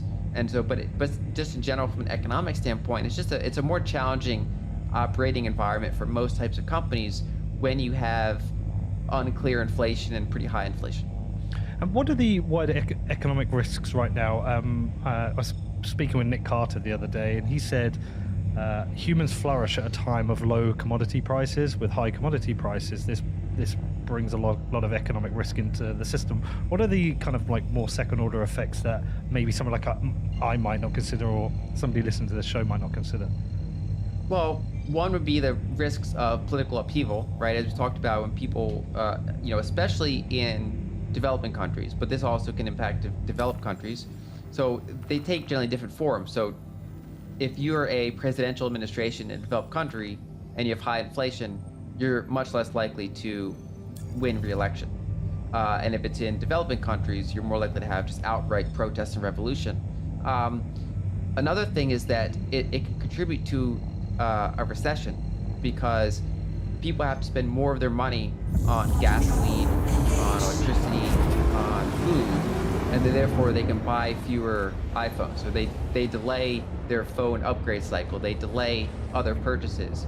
They might skip a vacation, right? So if their necessary input costs go up, they have to cut down on discretionary costs. And so that's how you can get a recession. And that's why when you have, you can have a stagflationary recession where commodity prices are high. Basically, the 70s would be a key example. So high commodity prices, but you'd go through periods of severe economic softness. because people are getting squeezed in their pocketbooks. And can you point to any historical examples where we've been through similar times, and some of maybe your predictions of what could happen and how we may come out of this situation? So the three closest decades would be the 2000s, the 1970s, and the 1940s. Those were generally the inflationary commodity boom decades. And obviously they had very different magnitudes. So the 2000s were considered a rather favorable decade. And part of why you had a commodity boom is that you had the rise of the quote-unquote BRIC nations, so Brazil, Russia, India, China. You had a dollar weakness, and so that contributed to an emerging market boom, and they had a rapid increase in their commodity consumption at a time when commodity supplies were rather constrained, and so you had a big uptick in commodity prices. But it was generally, for the most part, a good thing, right? It was kind of well, not that those price increases were good, but that it was happening for rather good reasons. A lot, the world was in some ways booming. Now that eventually turned into the subprime mortgage crisis, and that also, high oil prices contribute to the recession we eventually had in 2008. And so by the end of that period, it was negative. But overall, that's kind of in some cases the best example you can think of. Another, the one prior to that, the big commodity boom before that, would be the 70s. And that's where you had severe supply constraints because, so the United States found oil in the kind of the second half of the 1800s. We had almost a century of just constant increase in our annual oil production. Occasional, you dip, but it was a structural increase. And that peaked in 1970. So in 1970, US oil production peaked and started to roll over structurally. At the same time as baby boomers across the world, including the US, were coming into home buying years. And so you had basically a lot of commodity demand, and you had limited commodity supply. So the United States became more reliant on Middle Eastern oil. And so that opened up all sorts of geopolitical conflicts and shortages and inflation. And so that was a big issue. Now that part of why we had low commodity prices recently is because the U.S.'s structural decline in energy production reversed because of shale. So we added a lot of new energy to the world. That seems like it's probably behind us. Like, we're still obviously producing a lot of shale, but we're not kind of rapidly increasing our shale production. We're kind of, maybe not at the limits, but we're closer to the limits in terms of how much annual oil production we can produce. But anyway, so you had the 2000s, you had the 1970s, and if you go back before then, I've been using the 1940s as my closest macro comparison in terms of fiscal monetary policy. Kind of the reasons for inflation were more, in the 70s, the inflation was bank lending driven. You had demographics boom, and of course fiscal added fuel to the fire. You had the guns and butter program, you had Vietnam War, but a lot of that inflation was bank lending driven. In the 40s, a lot of it was purely war spending. So banks were not lending much, people had hardship, and a lot of the inflation and commodity price spikes you saw were obviously because of fiscal stimulus to support the war effort, right? So, and so that was a very big year for commodities, and you had price controls, you had wage controls, you had kind of shortages, people had to substitute things. They're even, they would literally change what physical coins are made of to try to conserve, more important commodities. That's how extreme it gets in some of those decades. And so I do think we're going into, I've already been in the commodity bull market camp for the 2020s. And if we're going to have outright war, I've been using the 40s comparison. I always kind of say, hopefully there won't be the kinetic war. But now if we're actually moving into the kinetic war, then it's unfortunately even closer to the 1940s because you have those geopolitically driven commodity shortages. Do you think we could be heading for a very difficult decade, or is this something that might be a couple of years, or is it all dependent on how long this war takes? So I think we are in a rather challenging decade. Okay. And that was my view before the war, and the war just adds to that view. Now, I don't think it'll be a straight line. I mean, if you look at the 40s and the 70s, right, it's not like just inflation was just constantly going up the entire decade. You had periods where it looked like it was getting better, and then it would get worse again, and then it would get better again, then it would get worse again. And so my base case would be to see the 2020s do the same thing, where, there might, high commodity prices can eventually trigger a recession and hurt demand for commodities, and then you can get a cool off in prices, and then you can get stimulus, and then you can get higher, you can get another uptick in terms of their prices. And so I think this will be cyclical to some extent, but I think that the structural backdrop will be one of less abundance. We can kind of characterize, so the past 25 years have been characterized by abundance in the sense that, the world was able to just sacrifice, we didn't have to worry about resiliency. We just, supply chains were emphasizing efficiency over resiliency. Everything was just-in-time delivery, lean manufacturing, do everything you can to, minimize your inventory because that's efficient and it boosts your return on invested capital for a company. And so we've kind of assumed global peace, no geopolitical issues. We're all gonna kumbaya, get together. And as we enter a world where that's not the case anymore, we have to put more resiliency into our supply chains, more duplication, right? So if you duplicate things, it's inherently less efficient and more inflationary, but more resilient. And so I think that because we've in some ways kind of enjoyed artificial abundance, where it was not designed to handle any shock, whether it's a pandemic, whether it's a war, doesn't matter. It's just not designed to handle any shock. And so it's inevitable that period was going to end one way or another. Now the specific way or the specific time could have been different, but it was just asking for disruption. And now that we have multiple disruptions, I do think this is going to be a more challenging decade in terms of the chance that you go to a store and they have exactly what you want in any color you want, for example, as just like a privilege case, that's more challenging now. And then obviously the more extreme event, some people have trouble with even just getting food at reasonable prices. And so there's a big spectrum for how badly people could be affected. Then you can add things like, cyber attacks, right? So there's all sorts of things that can go wrong. And so one of the things I've been recommending is that people should have reasonable stockpiles of things they need, right? So don't assume that the global supply chain is going to work perfectly efficiently all the time. So because companies don't have very big inventory, I think households should have decent inventory. They should try to offset the lack of resiliency in global supply chains by having their own inventories. But of course, the challenge is that not everybody can build an inventory at the same time. If everybody tries to hoard, that's when shelves go bare right away. So I think the key thing is to try to, do mild, gradual hoarding over time, where you build up, what you have, so you can get through multi-week or multi-month periods of severe shortages and things. Okay, that's quite severe, and we did see that during the COVID crisis, where people were stocking up on loo rolls and pastas. We had it at our local supermarkets, like shelves were bare. You couldn't get pastas, you couldn't get rice, you couldn't get certain food. It was strange to see, and I guess the preppers would already been doing this. And I also imagine people listening, Lynn, are going to be thinking, well, what else is Lynn doing? What are you doing to economically protect yourself? Where are you making sure you're resilient economically?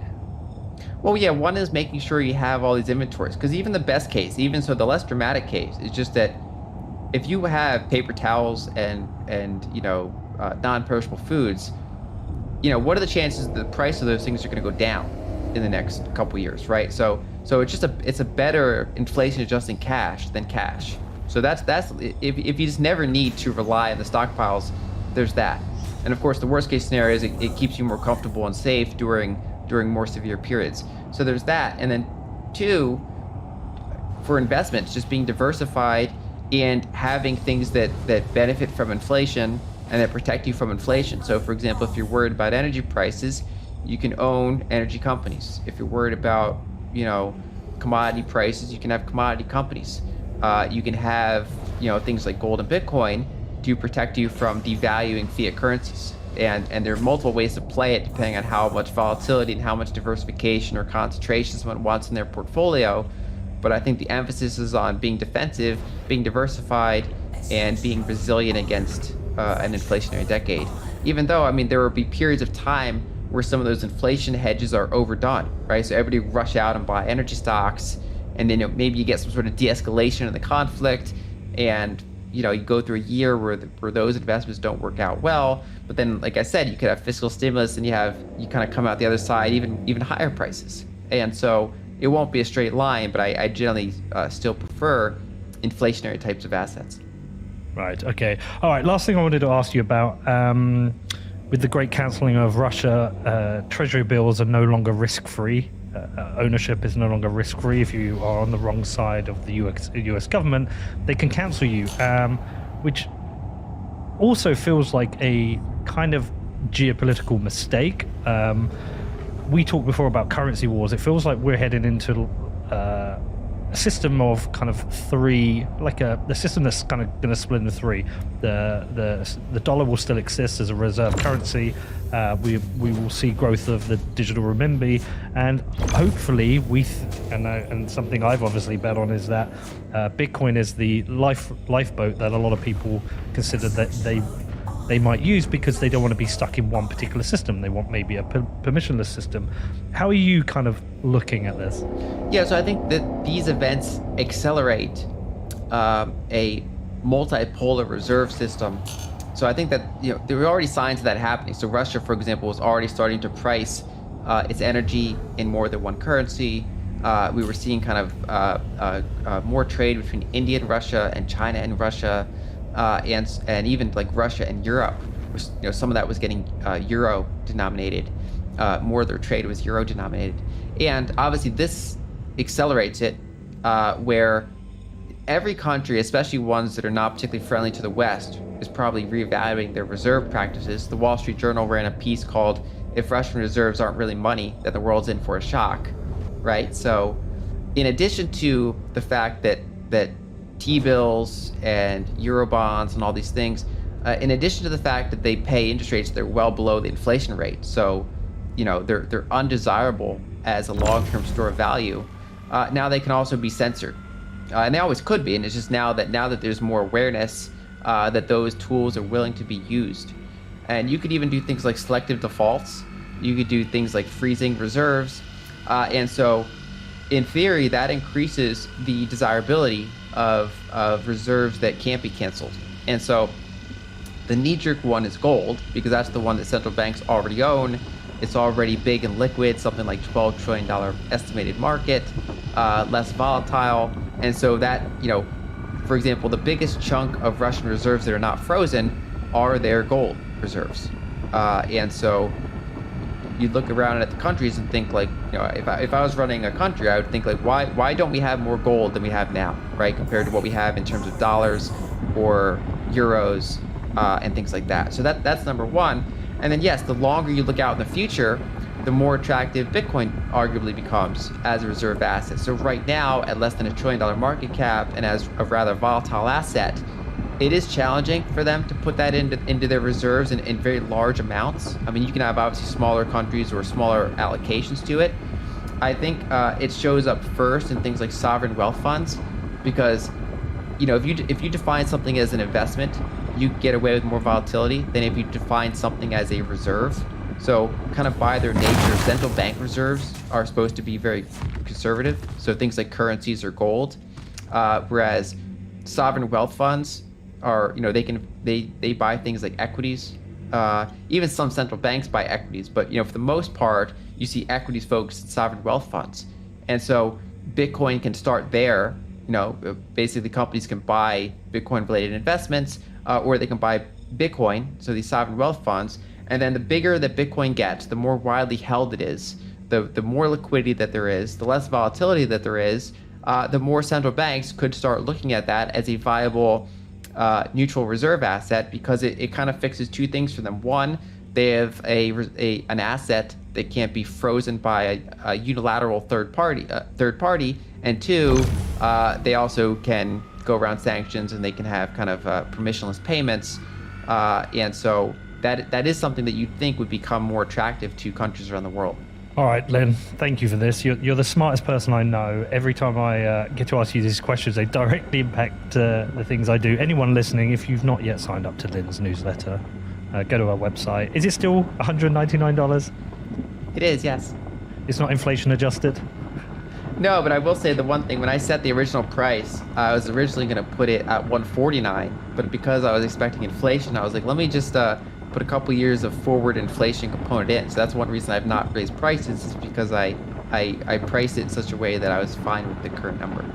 Well, it's the best $200 I spend a year, but thank you for this. I really appreciate it. Looking forward to seeing you in Miami and catching up again in person. And appreciate you coming on early to do this. It's going to be a really helpful conversation for many of the people listening. So thank you, and I will see you soon. Looking forward to it.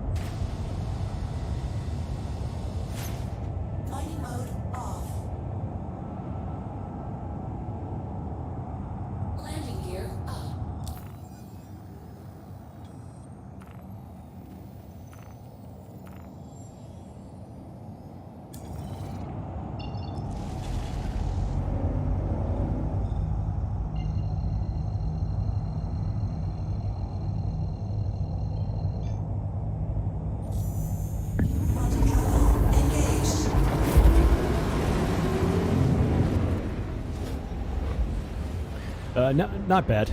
Yeah, not great, but not great, but not terrible either. Kind of middle of the road. I'm actually just testing passive modules because nobody in Mike's org 30K apparently uses them. So I just wanted to test them out, just to completely rule them out. But I don't know. Aside from being really expensive, and right now AUEC doesn't really mean anything. So I don't mind spending the money.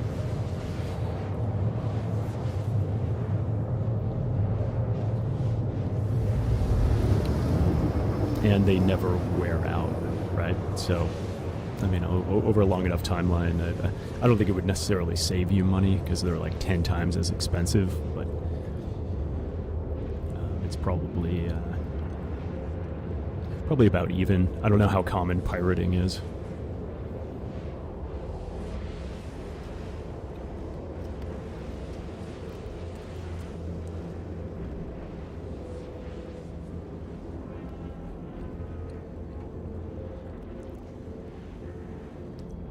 You grab lunch yet?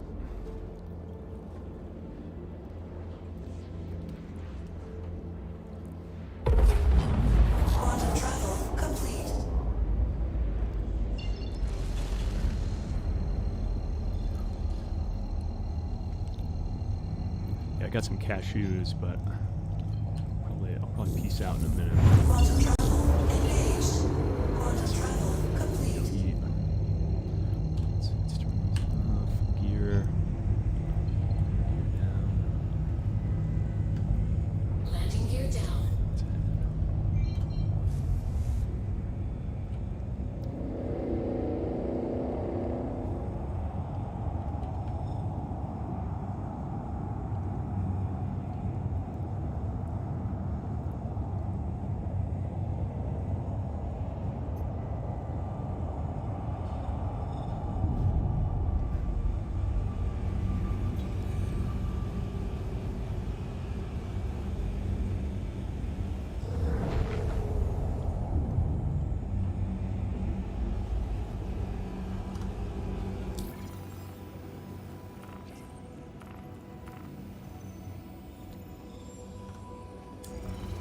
Please proceed to assigned landing.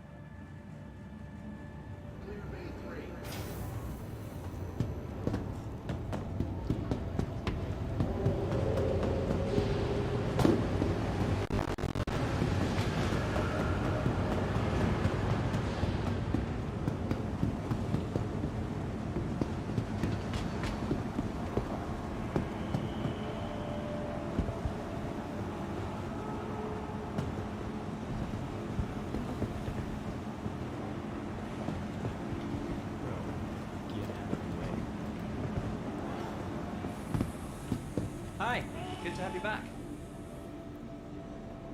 You see anything you like?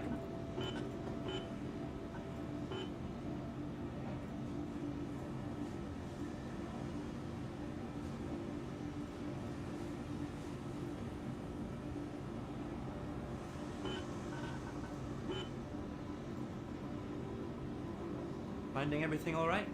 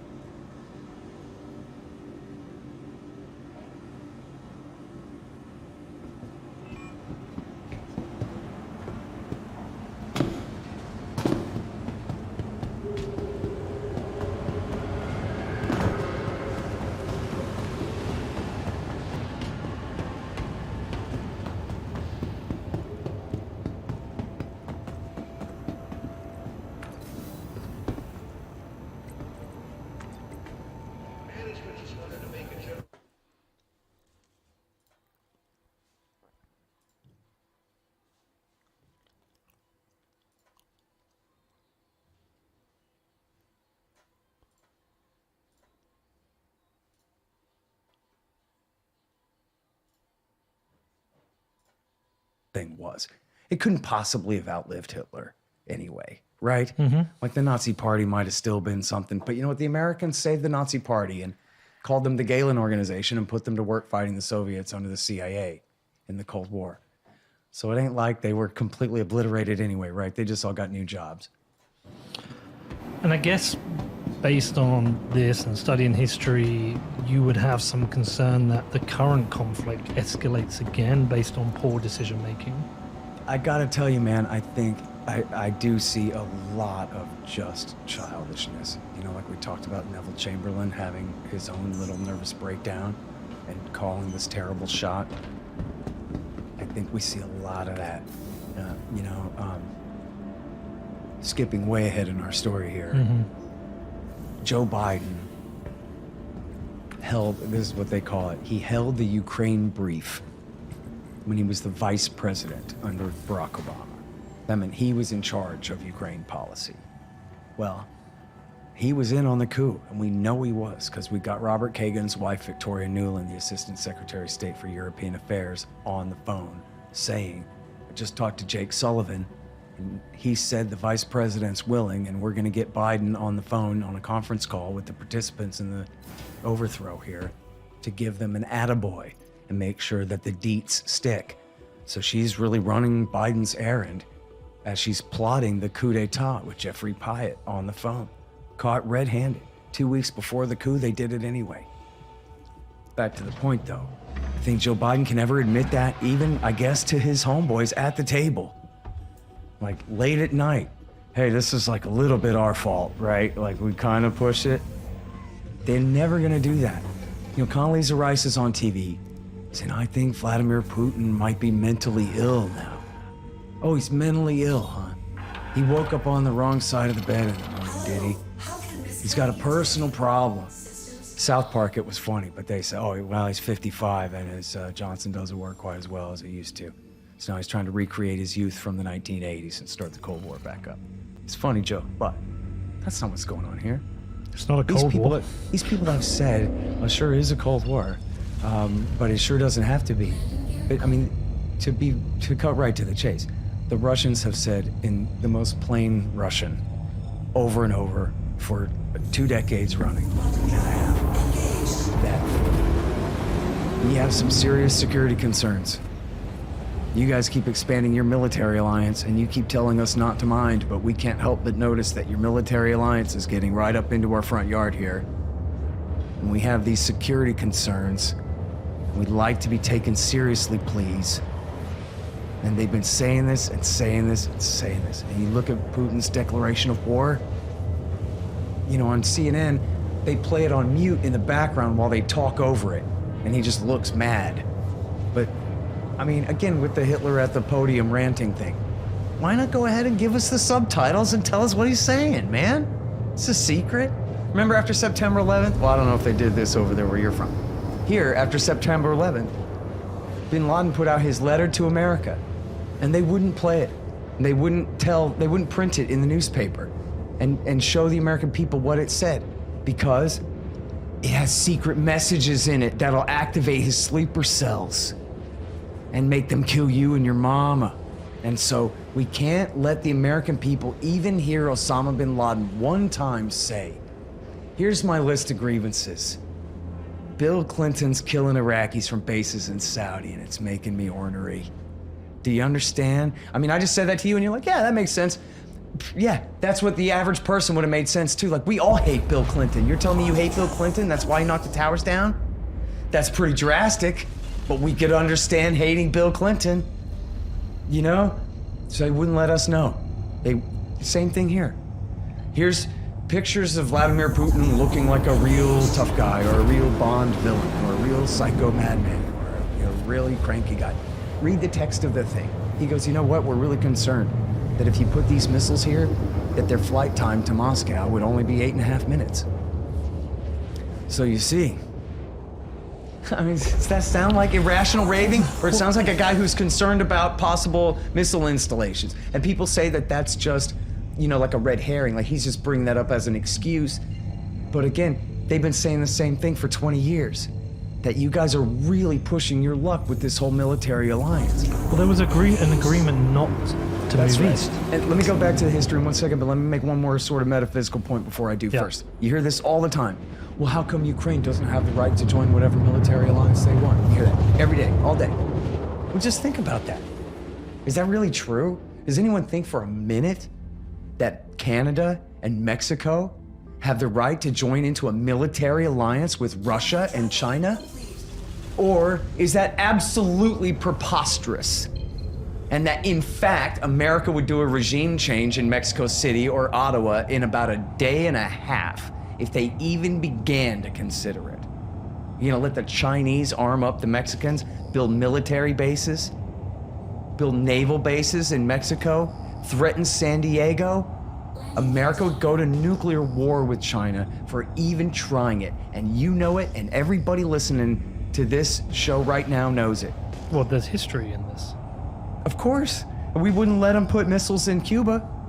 We went to war. You know, the absolute just butchery slaughter of the peasants of El Salvador in Nicaragua. Because Ronald Reagan said, don't you know that El Salvador is just a day's drive from Harlingen, Texas? Like, yeah, El Salvador is going to invade Texas. But there's some commies down there, and we got to cut their mothers and sisters and innocent grandparents to pieces with machetes, apparently. It's not fair, but those are the breaks, right? This is a small country in the shadow of a major nuclear weapons state, right? And that's the easiest way to think about it. Ukraine is Russia's Canada. We will tolerate the independence of Canada as long as it remains a friend of ours. The moment Russia or some other power, the lost continent of Atlantis, or someone else tries to steal Canada away from us, America will go to war. Everybody knows that. It's the same thing here. To push the analogy further, and we'll get caught up on the history, but this is really the analogy. This is really what we're talking about. Not just building a military alliance more abstract, but how about if the Russians had won the Cold War, had incorporated all Western Europe into the Warsaw Pact, and then started working on Latin America, and then they came for Canada. And when the people of Canada voted wrong, the Russians did a coup d'etat twice in 10 years and overthrew the government in Ottawa. And the second time they used a bunch of Hitler-loving Nazis in the street to do it in a violent street putsch. They overthrow the government in Ottawa, and immediately the new regime starts threatening to kick America out of its naval bases in Alaska, and then it goes to war against the people of British Columbia in Vancouver, who refuse to accept the new coup junta. All the while, the Russians are sending in billions of dollars worth of weapons to arm up the new Canadian government that they've installed in power here. What do you think would happen then? I know what would happen. We'd nuke Moscow, is what would happen. Well, I don't know if that would happen. We'd maybe do. I'm pretty sure. We'd maybe do what Russia's doing now. They would enter into Canada and At the very defend least. their borders. And they sure as hell would not have let the war in Vancouver go on for 8 years before they rolled their tanks in either. But Scott, And yet Vladimir Putin, who's supposedly the most dangerous psychopath on the planet, will cut your throat if you just look at him funny. He's supposed to just sit there and take it, no matter what. And we are supposed to expect that what's he going to do about it is a good enough answer for what he might do about it. Like, go to war. You know, this is what Ron Paul said to Rudy Giuliani in the world-famous Giuliani moment about it was Bill Clinton's policy in Iraq, bombing Iraq from bases in Saudi is what got us attacked on September 11th. And in that, he says, listen, we think we can just go around the world doing whatever we want and there'll be no consequences from that. And we do that at our own peril. Because, of course, that's not true. There, in fact, will be consequences. And it's just the blindest way of looking at things. And again, back to this being, in great measure, Joe Biden's fault. In fact, you know, as I've been saying to people, look, because I'm no partisan, I think you know, this is Bill Clinton, W. Bush, Barack Obama, Donald Trump, and Joe Biden's fault. But when I say Joe Biden, I don't just mean President Biden. Biden was the chairman of the Foreign Relations Committee in the U.S. Senate, or I guess he was vice chair under the Republicans in the 1990s. He was chair under W. Bush. He was the greatest champion of NATO expansion during that entire time. Under Obama, he was riding shotgun, vice president. Again, pushed all of these same policies, and again, held the brief, was, we know, directly involved in the coup in 2014. So the only time that Joe Biden hasn't been calling the shots on our Ukraine policy was under Donald Trump. And even then, a bunch of our Ukraine policy was caught up in him and his son's corruption. Because why did that gas company, Burisma, hire Hunter Biden? It was because they were in tight with the government that Joe Biden had overthrown. So they were worried that the new government was going to be hard on them. So, did they hire like a relative of the new regime? No. They went straight for the son of the vice president of the United States who was in on the coup, and we all knew it because it was on the leaked phone call. They went straight for his son and bought him up for $1 million as an insurance policy to protect their company from being prosecuted by the new government, which is exactly what happened. And Joe Biden intervened and threatened to withhold $1 billion in aid from Ukraine unless they would fire the prosecutor who was looking into the company. And all the fact checkers will say that's not true because all those investigations were already closed down. But that's not true. Matt Taibbi did the work and knows Russian and made the calls and did a real investigation, wrote a great report on this, where there were multiple different criminal investigations against Burisma at that time, many of which were still ongoing. So those fact checkers are just going off of what somebody claimed in the Post one time that they all just repeat, but that doesn't make it true. So, in other words, Joe Biden has been involved, absolutely, is up past his eyeballs in responsibility for every bit of this policy for 25 years now. So now he's gonna sit there and give a speech where he goes, guys, I blew it. I told you not to worry, the Russians aren't gonna react, it'll be fine. And I was wrong. For 30 years, I was wrong. Somehow got elected president anyway. And here we are. Nope, he's not gonna do that. And Bill Clinton's not gonna do that. And W. Bush and Condoleezza Rice are not gonna do that. I mean, Donald Trump might, just because he doesn't even know his own record on Russia, I guess. But, so that is, back to your real question about, could we blunder into a real conflict here, like the world wars that are, you know, widely kind of construed to have been blundered into? I think yes. I think that, like, look at right now, as we're recording this, Antony Blinken is not in Geneva negotiating with Sergei Lavrov. They're not even talking to him. They told the New York Times, we're not even talking to him. Well, who are you talking to? Each other? You're not talking to the Russians? You're not trying to stop the war? They're not trying to stop the war. They want the war. Why? Why want the war? Because this is a lose-lose. Well, You look at the cancelling of Russia, moving them off SWIFT, Visa and MasterCard and PayPal and everybody closing down is pushing Russia to have to look to an alternative financial rails, which is now been widely reported they will be moving on to the Chinese system, which is damaging for the position of the dollar. well, see, Your problem is you're thinking in terms of what's good for humanity, what's good for your country. No, I'm thinking what's even what's just good for my the country. Yeah, but why else? I don't under. This feels like a lose-lose. Well, the thing is, it's, remember public choice theory, right? It's not about what's good for the United States or even for the interests of the American empire. It's about what's good for the individuals who are in charge of the thing, doing what they want to do and what they think is in their interest. And they could have a very skewed perception of what's the right thing to do compared to the way that you would look at it. So for example, and this is skipping ahead here. We're going to do the history, I promise. Yeah. This is really skipping to the end. I believe that the reason that I was mistaken a few weeks ago in thinking that this wasn't going to happen was really because our current CIA director, William Burns, he used to be the ambassador to Russia. And when Condoleezza Rice and W. Bush were talking about bringing Ukraine and Georgia into NATO in 2008, he wrote this memo called Niet Means Niet, that Bradley Manning, Chelsea Manning leaked, and Julian Assange posted at wikileaks.org. You can read it. And it's Burns explaining that. I talked to Sergei Lavrov today, and he told me in pretty much no uncertain terms that they'll invade and conquer Ukraine before they let us bring Ukraine into NATO. That they just absolutely cannot tolerate it. Sergei Lavrov is a very polite diplomat. So you read the way he writes it. He's saying, listen, we don't even believe in the sphere of influence. That's anachronistic. And we recognize that the EU and America have interests in Ukraine, and we're cool with that.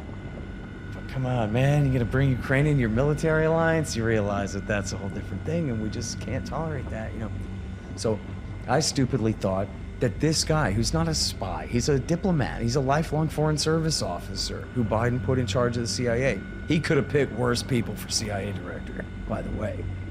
And I thought this guy Burns is going to help navigate Biden through this. That look, man, I understand this guy Lavrov real well, and I think that we could find a way, but I just was presuming too much after all we've been through, man. Because I don't like alarmist stuff. A lot of time the alarmists are overshooting, and I don't want to overshoot. I hate that. But this time, I wasn't cynical enough about the real goals of the Americans. And now I'm convinced that they want it to happen. Here's my case. You can read it. In fact, if you want later, I'll send you email. Remind me, I'll send you email with all the links so we can have this for your show notes to back this up, okay? We got David Ignatius, who is like the CIA spokesman in the Washington Post, very, very close to the CIA. I believe a former CIA analyst or officer or bureaucrat of some kind. And two news stories, hard news stories in the Washington Post. A piece in the New York Times, at least one piece in the New York Times. A piece in Foreign Affairs, the Journal of the Council on Foreign Relations, that's written by a CIA officer. A piece in Yahoo News by a guy named Dorfman, Zach Dorfman, who he got into great detail here. There was Hillary Clinton's rant on MSNBC, and a piece in CBS News. These are essentially my sources here. And what they're all saying is this: we want to bog Russia down and bleed them like we did in Afghanistan in the 1980s. Now, never mind that this is what America's been doing to itself in Afghanistan for the last 20 years and only just called it quits a few months ago. We want to replicate what we helped the Soviet Union do. Killed 1 million Afghans in the 1980s war. And the Russians just carpet bombed them in a way that even Obama and Trump never did. And they bombed the hell out of them, but not like the Russians did in the 80s. But we just want, and they keep saying it over and over again. They're sending all these arms. They don't think they can defeat the Russians. They don't even think they can hold off the Russians for more than a few weeks. They're not stupid. They're up. This is like the U.S. government goes up against Oklahoma. It's a fait accompli, man. We know who's going to win this war. It's not a question of that, even with all the arms that America has put in. In fact, sure didn't seem to deter them from invading either. Seemed to only provoke them. Now, if you take the New York Times version, I'm being fair to the devil here. If you take the New York Times version, they make it clear. Believe us, man, we really mean it. This is plan B. We really want to talk Putin out of invading. But if he does, we want to wage an insurgency against him. And the thing is, you find all this language where they say, I swear to God, you can find this. It'll be in the notes. They say, listen, we may not know the first thing about how to defeat an insurgency, but we sure know how to back one, like we did in Afghanistan in the 80s. Never mind, again, the last 20 years of Afghanistan. Doesn't count. Like we did in Afghanistan in the 80s, and like we did in Syria.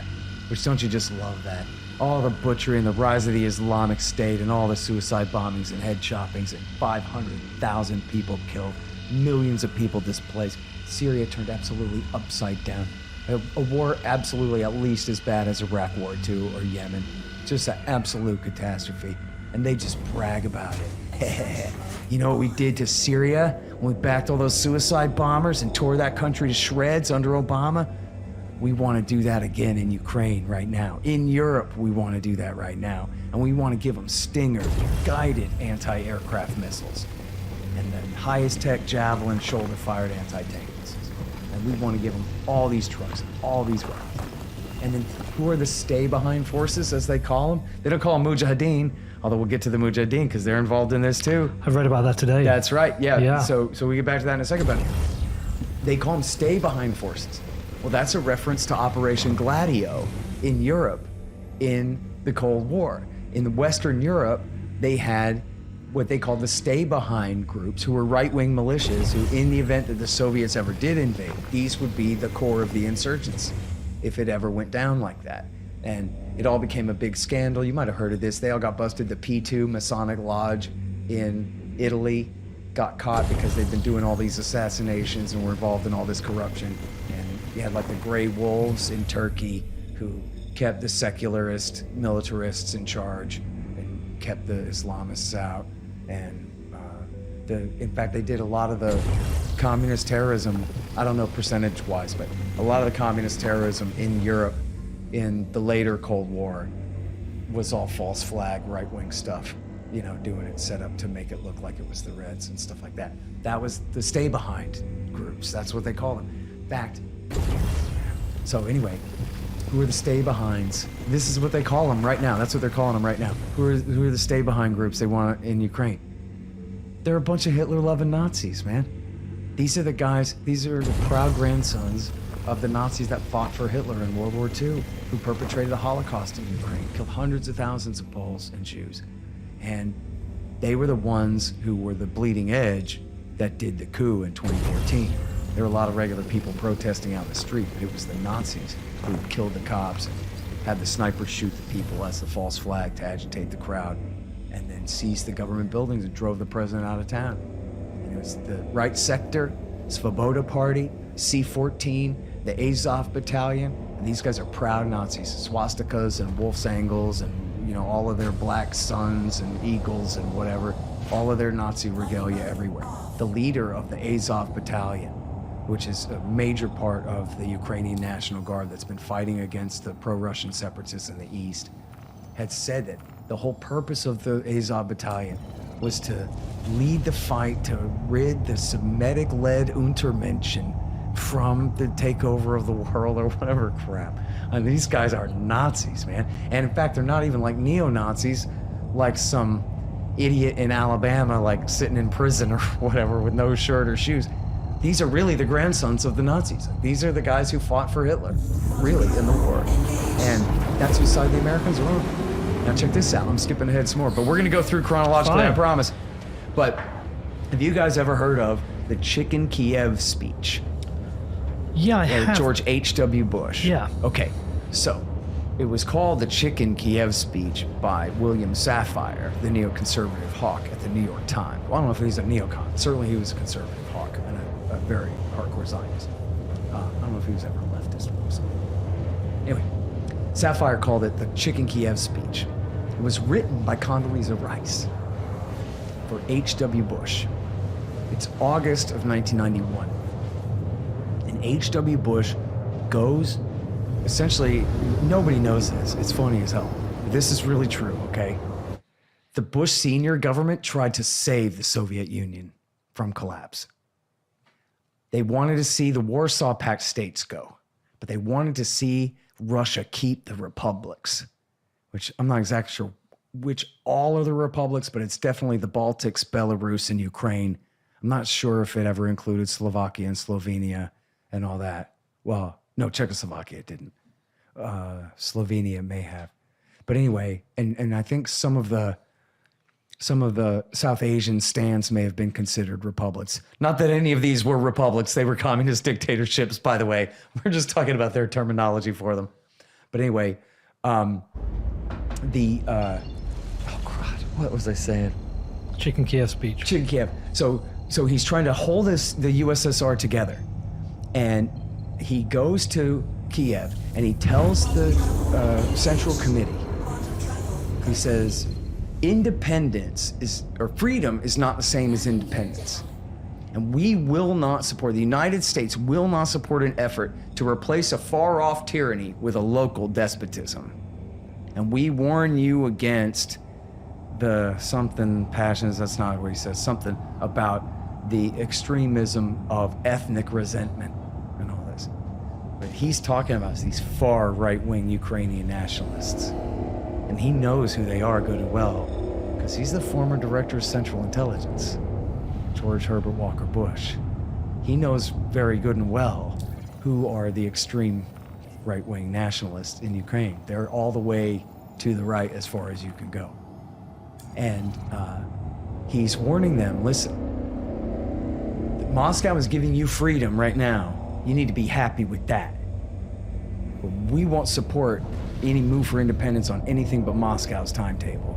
And you right-wing nationalist types, you better cool it and be warned that you're not going to get any support from us. And then Sapphire mocked him from that. Probably rightly, in a way, right? Like, what do you mean you're trying to save the USSR? The evil empire's falling apart? I mean, as we're about to talk about, the whole original sin here is expanding NATO into their environment, into Russia's front door. But keep the USSR? And America intervened to help try to hold the USSR up? Thank goodness that didn't work, right? It was just a few months later. That was in August. And by December of 1991, that was the end of it. Christmas Day, the flag came down. December 25th, 1991. That was, red flag came down, red, white, and blue flag came up. And that was absolutely the end of that. But it goes to show, it was two important points there. One was H.W. Bush's, hey, let's all be cool and friends and not cause too much counter reaction during the fall of the Soviet Union, the way he treated the USSR during that time, provoked minimal counter reaction. You know what I mean? He could have, as he put it, he could have gone and danced on the Berlin Wall. And instead he stayed home and said, all right, yeah, I think really that's it happy for to me. welcome down." That'll All be right, enough Cheese Bella, tonight. if you're still there, He didn't mock the I'll catch you board. next time. He didn't want to provoke an I'm gonna overreaction. go, And he I'm gonna didn't. go get something to eat. And by the end of 91, the thing was gone.